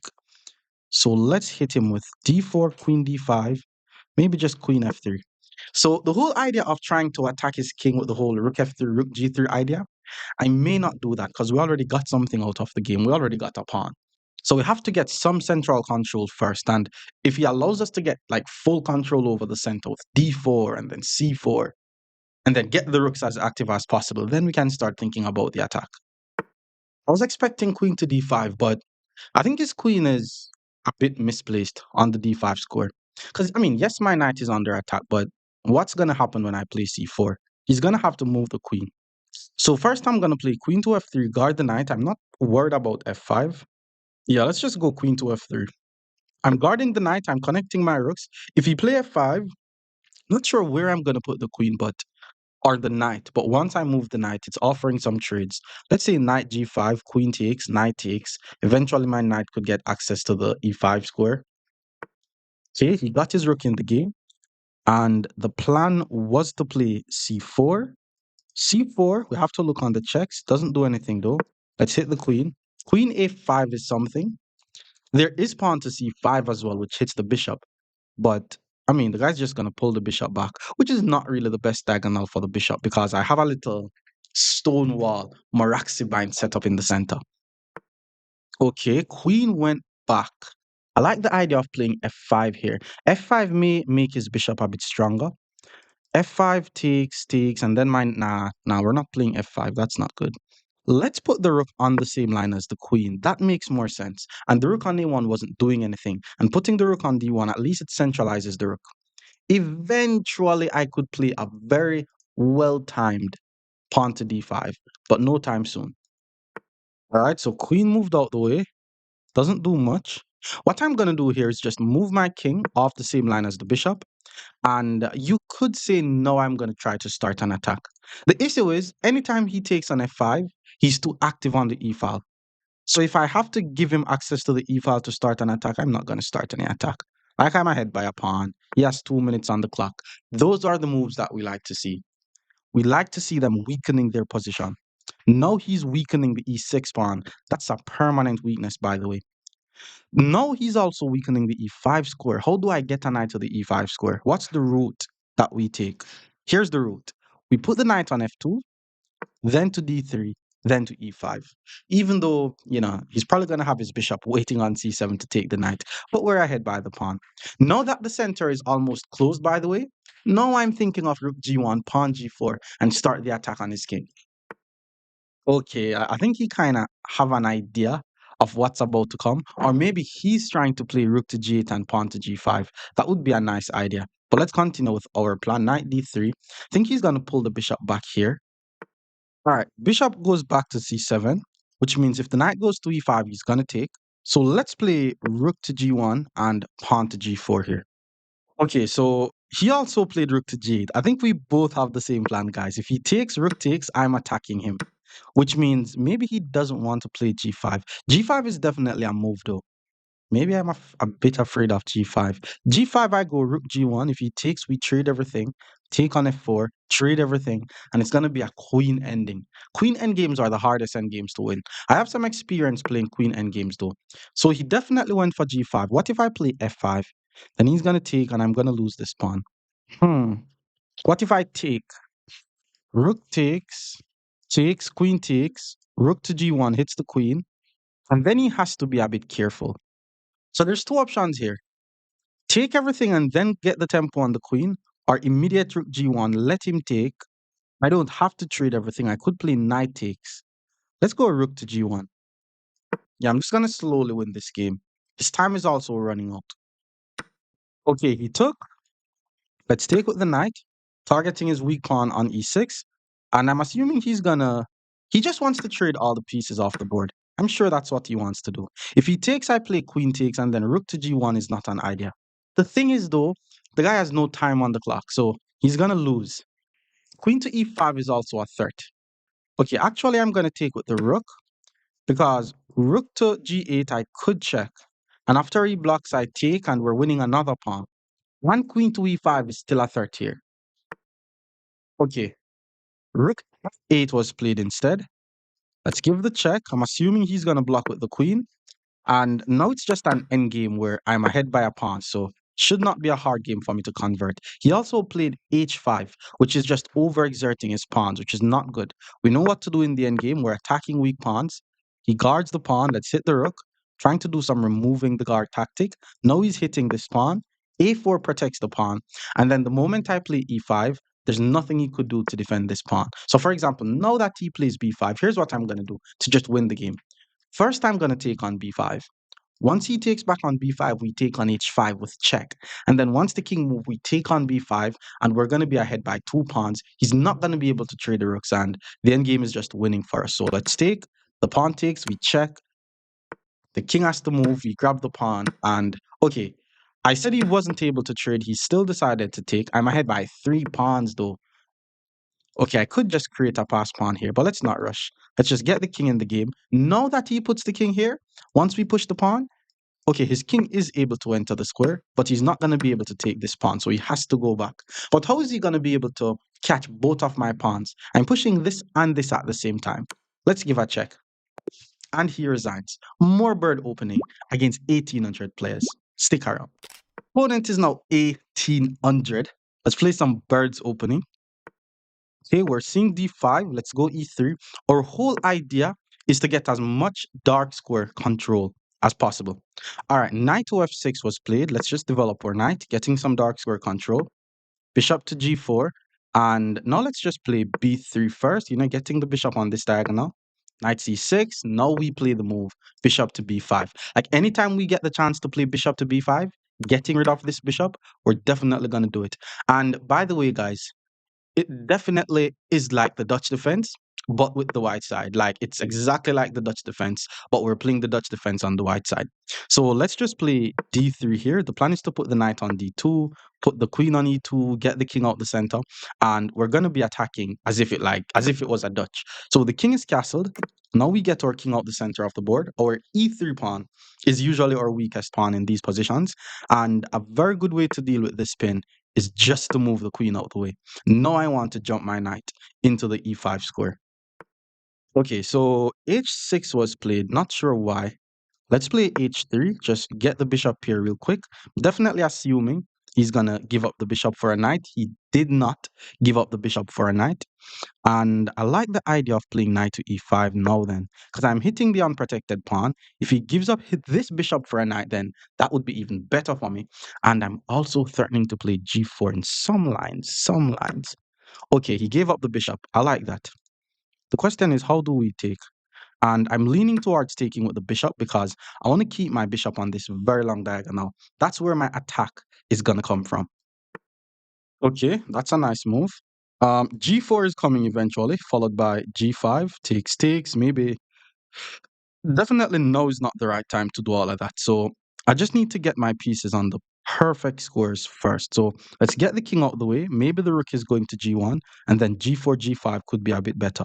C6 was played. So my opponent is slowly improving his position, and I'm doing the same as well with rook to G1, pawn to G4, pawn to G5.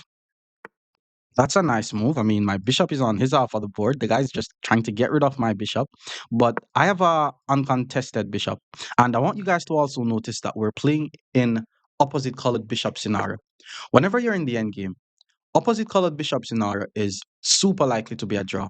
But in the middle game, the player who is attacking could be playing with an extra piece. Now f5 was played, I'm going to start my plan with g4, especially since he plays f5. Because if the bishop move I take, the rook gets the file. And if he takes, I hit the bishop, and there's no queen to h4, which is very important. Once the queen is not able to come to h4 with check, I should be doing fine. So he took, let's take it the bishop. Bishop now has to move. Bishop went all the way back to f7. That is super suspicious because now I'm able to hit him with g5. If he takes, the rook is active. If he doesn't take, then his bishop is trapped. If g5 is there, e5, g5, e5, g6, bishop e6. That's a pawn, right?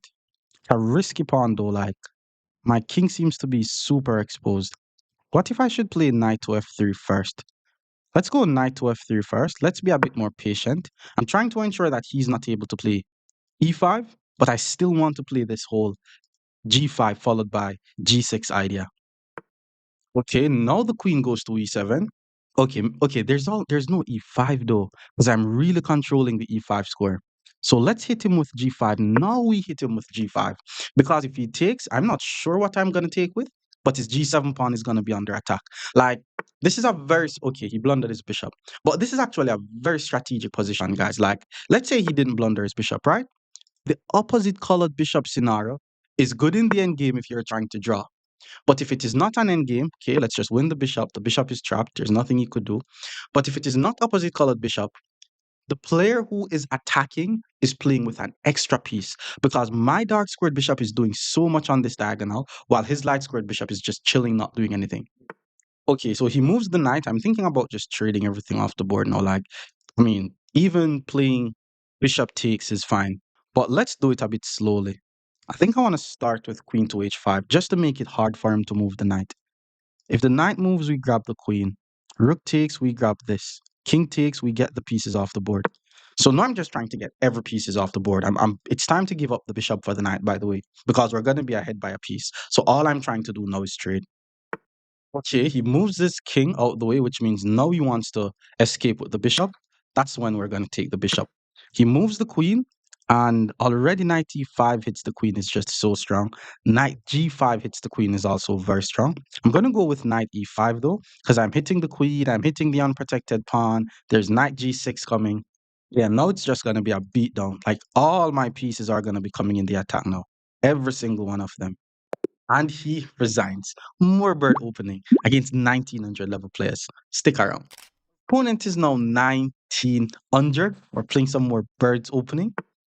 D5, let's just develop normal here. Bishop is now developed. Let's play e3. And then the plan is to get our dark squared bishop on this diagonal. E6, let's get the bishop on the diagonal. And remember, guys, we want them to play knight c6. If they play c5, we're still going to check because it's easier for us to get rid of the light squared bishop. Once we play this line, we want to get rid of the light squared bishop. Knight f6, let's go bishop to b2. And maybe he's going to go bishop to e7 and castle, which means it's definitely going to be a bit harder for us. But there's one way how I tried to play this where instead of putting the bishop on e2, I put the bishop on d3 because we have to get rid of the bishop. So let's see if this is going to work. If he takes, I take. I'm not going to be able to put the knight on d2, but I can always go knight c3 to e2. Okay, bishop went back. I'm going to take that eventually. But let me get my king out the center of the board first. Knight to d7 was played. I want to take, like, am I afraid of any attacks that he may have on my king? I'm not afraid of any attacks. Let's just take. And the purpose of taking this, like, yes, I opened the file for his rook, but I mean, the rook by itself is not going to checkmate me. Now I'm able to play d3. But remember what we said about this d3 move. It weakens this pawn. So we have to be on the lookout on any possible ways in which they could attack us. So I'm actually going to play queen to e2 first because I'm not trying to make any unnecessary risk. And then I may play d3 followed by knight d2. Okay, now c5 is played. Now c5 is played. But let's just continue to develop. Knight d2 is the plan here. I mean, is he going to keep his king in the center of the board? Eventually, he has to castle, and this trick is not going to be as active anymore. And we have a very simple plan. Knight goes to d2, get the pieces in the game. Very normal, natural stuff. Queen is now on the same line as my king. Let's be a bit careful. Pawn c4 should not do too much though. Knight d2, pawn c4, I take. Knight d2, maybe he plays knight g4 first, but there's always h3. So let's keep developing. Nothing to worry about. Knight e5 to f3 is an idea. A4, a5 is an idea. I could even play c4. We're definitely thinking about playing c4 because it makes it hard for him to play c4, and it's a good pawn break, and we could put a rook on the c file, especially if he castles over there. Okay, rook goes to c file. I think he really wants to push the c pawn. It doesn't work though. Doesn't work. What if I play c4 now? c4, if he takes, there's knight takes. So let's go c4. It's bad for him to take, and he's not able to push. I'm just not rushing knight e5. It's gonna come, but we're just not rushing it. And there's also an idea that I have of just like putting my knight on the g5 square because there's no h6. And if f6, it weakens e6. Okay, now he castle. Now he castle. Can I attack him? That would be very funny. Like, what if I'm able to play knight g5, rook f3 to h3, and get my queen to the h4 square? That would be very, very funny. And there's nothing wrong with the center here. Like, he's not able to play e5, so we're going to be going for the attack. All of a sudden, his rook is no longer active on the file. His rook is just chilling on f8. D4 makes That makes so much sense. Because my knight no longer covers d4, and he's now actively trying to play my bishop out of the game. The thing is, if I takes and he takes, then his knight get access to the d3 square. So I'm going to play the move e4, keeping everything close. Now I can always play e5 if I want to chase away this knight. It's very easier for me to play rook f3 to h3, especially since the center is closed. Like whenever you're attacking someone on the king side, they need to counterattack in the center. If the center is closed, they need to counterattack on the queen side. But it's hard now. I literally have one plan. Rook f3 to h3, queen f2 to h4, queen h8 mate. And if you guys are wondering how I'm able to find these attacking plans, all you need to do is think about the pawns and the squares around the opponent's king, and then just try to target those squares as much as possible. So I'm not necessarily trying to target the h7 square too much because it's guarded, but the h8 square is only being guarded by the king. I can always try to target h7 though, eventually once I play e5 and chase away the knight. Maybe he could play e5 here. Queen goes back to c7. What does that do? If e5, there's knight d5. Rook f3, knight h5. Okay, let's not rush this. We don't want to rush this. Because knight h5 attacks this and it seems very strong. Knight f3 loses the pawn. Mm-mm. Well, it does. Because my knight is going to be under attack. Alright guys, it's very important that we do not try to rush this attack. I'm thinking about b4 here, which I really like. I think he wants to play knight h5. If knight h5 is threatening this, he's threatening this, that's going to be very annoying. I'm going to go with queen to f2. Oh, but then knight g4. Oh my god, that was bad. I thought knight h5 is what I was prepping for, but knight g4 is very strong because now his knight also get access to the e3 square. This was a drawback mistake, guys. Moving the queen to f2 left the g4 square unprotected, and his knight gets access to g4. Knight g4, queen h4. At least I'm threatening mate, right? And if the bishop takes, I take the knight. Yeah, that's what I'm gonna do. Maybe he's still gonna play knight h5. If he plays knight h5, I'll just play g4 and attack the knight. So that's what I was expecting. Knight h5, we play g4. And okay, I don't think he's gonna pull the knight back. Oh, but there's knight takes f4. Knight takes f4 is a huge threat. Pawn g4, knight f4 takes, queen takes, bishop takes. And my knight here is under attack. Let's not try to do anything. Let's just pull the knight back. Guess the attack is not working. B4, I thought about b4 as well. So maybe I'm going to switch to the whole b4 plan, because if b4 and he takes, then I'm going to be able to take on d4. And I don't think he's going to take. I think he's going to play b6, and I may play b5 and then try to roll this pawn up the board and just get some space on the queen side. Okay, now he's just really, really attacking. How many pieces does he have attacking? One, two, three attackers. I have one, two, three defenders. Wait, pawn to g4, knight to f6, pawn to e5 is a fork. Pawn to g4, knight takes, bishop takes. Pawn to g4, knight to f6, pawn to e5 is a fork. He takes and attack my queen. I take and attack his queen. He takes my queen. I take his queen. He takes on d3. And okay, and he's also able to take on h3, so that will not work. What if I play e5 now? Just play e5. If I play e5, he has to play f5, I think.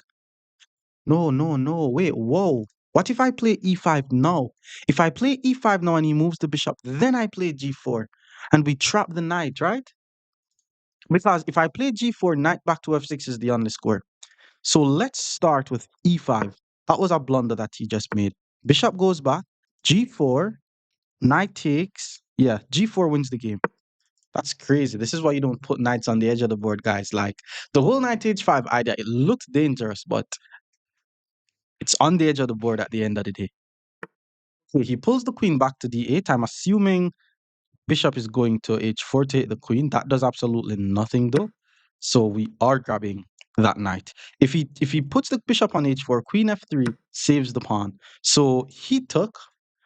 There's queen e2 hits the pawn, and then after g6, there's knight f3, which prevents bishop h4, but I don't think I need to play bishop h4. Queen to f3 is also a fork. Like, this is unprotected, this is unprotected. Has to be good. Let's go queen f3. This is completely winning. Pawn g6, we grab the pawn on b7, and then we just keep on taking the rest of his material. So g6, that's a pawn. Eventually, I may pull my queen back. King h1, rook g1 to start some attack. Knight e4 to centralize my knight. All right, so he's attacking the queen. We just have to get the queen back out of there. But at least we're putting the queen on the same line as the king. So eventually, king h1, rook g1 could be an idea. My bishop on b2 is really not doing anything now. But eventually, once I play b4, if he takes, it joins the game. But I'm not in any rush. Like, I'm just ahead by a piece. King moves out the way. Now we centralize the knight, applying a lot of pressure to g4. Knight g5 check is coming very soon, by the way. Okay, maybe he wants to play g5. You know what I'm going to do? Let me just get my king off the same line as that rook. Maybe rook g1 and then get my queen off the same line as that rook. Knight g5 check, takes, king moves. Doesn't really get anything. Remember, the threat is better than the execution. So we're not going to check unless we get something from the check. There's a little idea there though. Let's say the rook was on g1 and then we check, takes, check, king over. We could take on e6 with check. And if he takes with the pawn, we play queen takes g6 check. If the queen goes here, that's mate. And if the king goes here, we take the rook. So that's my plan. Bishop h5 should not change anything. Rook g1, if you push, I take. Yeah, let's just go rook g1, continuing with the plan.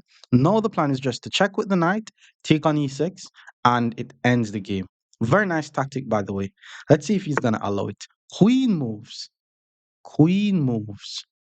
He guards the pawn. So now if I check, bishop takes, check, king moves, I can't take. But we're going to check because we need to trade the pieces off the board. And now I'm actually going to take with the pawn. Yo, because once I play knight f6, okay, this is, he's going to resign maybe, but this is a drawback blunder, guys. You see what drawback means now? The knight was guarding the square. Moving away does leaves the square unprotected. Knight f6, triple fork, and it ends the game. Once the king moved, we grab the queen. Well, he's not resigning, so let's just finish him off. Hitting the knight, hitting the rook. The knight is now pinned to the rook, by the way. So if he moves the knight, he loses the rook. Yeah, guy's not resigning, but this is just game. And he resigns. More bird opening against 2,000 level players. Stick around. Opponent is now 2,000. Let's finish off with some banger birds opening. D5, let's go knight to F3. Ooh, that's where we like to see the knight. Let's play E3. Maybe he's going to play A6. A6. A6 would break my vibes.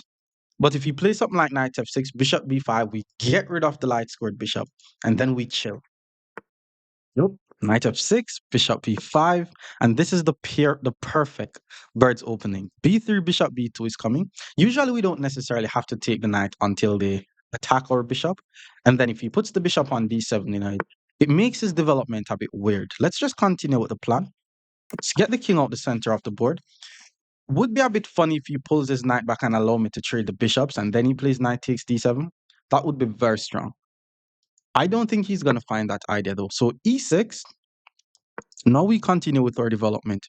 And it's a bird's opening. It's just super similar to the Dutch. And it's like we're playing the Dutch, but we're playing with the white pieces. So we play first. All right, so he's trying to control the e5 square as best as possible. So I need to have adequate amount of pieces on the e5 square. Yeah, I need to get rid of this knight. I don't want him to find the whole idea of pulling the knight back. And by the way, guys, if I play d4, knight d2, all of a sudden it's a stonewall attack. Ooh, finally, he played a6. Like, I just didn't want him to. For example, if he had castled the king, I probably would have took the knight. So we got him to invest a move into us taking on c6. Now he plays bishop takes, and it's a bit calmer for us. Pawn to d3, knight d2, queen e2, knight e5, swinging the rooks. It's going to be a nice attack. Oh, he went for the attack very early. I wasn't expecting a move like that at all. Wow. Okay, we have to try queen e2. Queen e2 defends the pawn. I'm assuming he's going to play bishop c5, hit the pawn. And if I play d4, my bishop is bad. So bishop c5, there's knight d4, which guards the pawn. Okay, he plays f5. How is this not a free pawn? How is that not a free pawn? Take hit the rook. Rook hits the bishop. Pull the bishop back. And I'm ahead by a pawn. I'm going to be defending, though. I'm going to be defending like the whole game. Yeah, I'm gonna take it. It's a pawn. Honestly, it's a pawn. Yeah, let's grab the pawn. Rook is now on the same line as my king. He's also slightly more developed. I'm gonna put my bishop on. Okay, bishop to b2. There's bishop c5, and if bishop d4, he moves the bishop and then play pawn c5. So what do I want here? Bishop b2, bishop c5, knight d4, queen h5, pawn h3. Not sure if his attack is working though. Well, let's go bishop d4. Kind of scared. Slightly scared. Pawn c5 is going to gain a tempo, but at least there's no bishop c5. He needs to pull the bishop back and then play c5. We're definitely not going to allow that knight on our half of the board for too long. Knight g5 is also a move, because maybe. Yeah, knight g5 hits this, hits this. h3 knight back, we take and then check. Maybe. Okay, he's trying to castle, which makes so much sense. He's just going to castle on the queen side and attack me on the king side. Makes so much sense. Which means we have to be as active as we can possibly be. I'm thinking knight d2, castle, pawn h3, knight back, knight e5. Let's do that. Is there any hopes of him playing e5? Knight e2, knight d2, e5, takes, knight takes, takes, bishop takes, takes, queen takes. And then I check. And then white is better. So let's just go knight d2. Pawn to e5 is not good for black here because his king is still in the center. And this diagonal is exposing his king. He needs to castle first, but then we play h3. It would be crazy if he plays something like h5 and then just don't move the knight. Let's see. Because now I'm trying to get my knight to e5. Because knight e5 hits the bishop. I'm going to try to start some attack on his king. Maybe if I attack his king as well, he's not going to be as focused on attacking my king. Because, okay, I'm ahead by the pawn, but a rook being on the same line as my king is dangerous. So the knight goes back, we play knight e4, hit the bishop. And I'm assuming he's going to pull the bishop, maybe even back to e8 and then h5. Whoa. Does that mean I need to play c4? Because if I play c4 and then take, we get the c file on the king. Yeah, bishop e8. Guy knows. Yo, this guy knows how to move the pieces. Yeah, let's go c4. It's going to be a crazy game. Bishop h5 hits the queen. I'm thinking queen f2 to just keep the queen guarding this pawn just in case. Or maybe I should play knight f3. It's not like he's able to apply more pressure. I need more pieces defending my king. I'm not sure though. Well, knight f3, there's rook g6. King h2, rook g8. Knight f2, rook g6, queen f2, rook g8, knight g5. And that could trap his rook. It's like a little trick. Let's go knight f3. If he plays rook g6 and then try to double up, after rook g6, I play queen f2. I also need to get out of this spin. In some cases, I could trap his bishop, but that's not going to work anytime soon. Okay, let's see if we're going to get him in our trap, guys. Queen f2 hit the rook. And if he plays rook g1, knight g4, it cuts off the... See, now we play knight g4. It cuts off the communication between both of his rooks, and now his rook on g3 is trapped, which means he's more than likely forced to sacrifice the rook. And that's just more material for us. If we're getting more material, I'm willing to defend my king, because that's material. Okay, he plays c5. I think it would have been better for... No, no, no. I was about to say takes, takes, but the moment I take, h6 becomes possible if I take back. So let's just be patient. Pull the bishop back, maybe to c3, because I may need the bishop somewhere around here. So pull the bishop back. After the sack, I just take. A rook is going to be here. Bishop g3 is going to be a threat. So let's play bishop c3. Bishop g3 will be a threat, but at least I'm going to have the material. He's going to sack. He has to sack. And then h6, I definitely wasn't expecting. h6, we take, let's just take the rook. We're definitely taking the rook. Now, if he takes, the question is, do we take back? And I think the answer is yes. Because once I take, the queen guards the knight. I mean, there's knight d7. I should be able to play d4. Oh, but then there's rook takes. Yo, I have to be careful. Takes knight d7, there's queen h4 actually. And give him the knight, we take the bishop and we have more material. So let's just take. If he plays an ugly, a weird looking move like knight h7, pawn to h4, and then he has nothing at all. So he needs to apply pressure. Knight d7, queen h4, rook takes, grab the knight. Yeah, I'm just winning here. It's dangerous, but I'm winning. Like, my rook on a1 isn't doing anything, so it's not like I need to prove that I have more material, so I need to use all my pieces. But for now, we're ahead by 4 points. So the knight goes back. I cannot take. His bishop is unprotected. We play queen h4. Queen h4, knight takes, takes, bishop takes, rook takes, queen f3, rook g6. It's tricky. It's very tricky. Very tricky. If pawn d4, there's rook takes. He's going to play rook takes next move regardless. It doesn't matter what I play, he's going to play rook takes. So might as well I play queen h4. Well, if rook takes, there's also knight back. Let's go with queen h4. It's weird, but I'll take the extra material any day. If I was, I wouldn't like playing this with black because if he doesn't checkmate my king or get something right now, then I'll just be winning. Okay, bishop takes. Hits the bishop. So if I takes, he takes. So we have to take first. I takes, knight takes. Take this bishop. There's no knight check, but he's able to take a pawn. There's also rook takes. It's gonna be tricky.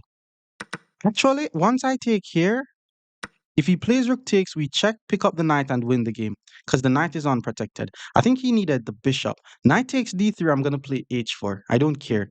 If he does not take the pawn on g5, or if he's not allowed to take the pawn on g5, I have nothing at all that I'm worried about. Okay, he took the pawn on c4 first. I don't think it changes too much. Take back on c4. Rook is still not able to take, and if the queen takes, I'm happy. Very good. Very good. He messed it up. That's what happens when you have unprotected pieces. This should have been a bishop. He shouldn't have captured with the knight. He should have captured with the he shouldn't have captured with the bishop. He should have captured with the knight. If this was a bishop, he would have took. I can't check. I have to go back. There's rook g3, there's bishop g3, and I would be worried. But now this is just a game. Okay, he moves the king, which means now he wants to take. It's way too late, bro. Way too late. H. Oh, oh my God, I got a bit ahead of myself again. Huh. Would be so funny if I get my queen chopped. Like it would be hilarious. I don't think it's possible though. I don't think it's possible. Knight is threatening this. So rook to f3. If queen to d6, I check, grab the rook. If he check, I move, takes, and that's very weird. There's rook f4, but then knight takes is something. And then rook e1 hits the knight. He puts the knight back, and then maybe I'm just gonna sacrifice. Probably just gonna sacrifice. Because I have the connected oh my god, my time. Alright guys, we have to play fast. I wanna sacrifice the rook. Knight takes, we play rook e1, hit the knight. Knight back. Oh, I don't even have to sack the rook. Rook takes f5 because the e pawn is gonna be pinned, and I'm gonna be threatening the knight and threatening to pin the queen. So knight takes could just be a trap. And if queen to d6, thinking, okay, now I'm gonna take, grab your rook, then I'll sack the rook. Remember, guys, whenever you're ahead in material, very simple plan, especially if you have a lot of material, is to think about ways how you can just sacrifice back material, give back the opponent material. Now instead of being ahead by 4 points, I'm ahead by 3 points, but I have a position that is impossible to lose. Why? Because I have connected pass pawns. I'll swing my rook to the file. Okay, he's hitting my rook. Let's just swing it to the file anyways. And now I'm trying to play queen to f4 and then trade the queens off the board. And how am I going to lose this? Queen e5, that's exactly what we want. We're ahead by 3 points, trade the queens off the board. Now we take with the pawn. Eventually, we're going to play f5. If the rook goes here, we play g3. Rook d2 doesn't matter because he literally cannot trade. And okay, now he's just in time scramble. Pass pawns must be pushed. He moves the king. And okay, let's just improve our king as well. No need to rush. Let's improve the king. Eventually, I want to roll my pawn up the board. He takes, let's take back. He hits the pawn. Fair enough. Pass pawns must be pushed. If he takes, I push and I win the game. So now he has to get behind or play this. If I go here, king moves.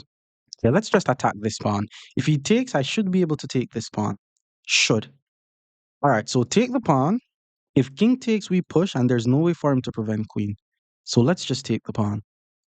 It's a very nice tactic. King takes, we push. Now I'm just one move away from queening. And now it's GG's. Okay, I was about to say I'm gonna sack, but pawn takes and pawn push may complicate the game. So let's just get another queen. Now I'm just waiting on him to resign. 2 queens on the board. Resignation will happen. Okay, now we have 2 queens. He has to sack his rook and he resigns.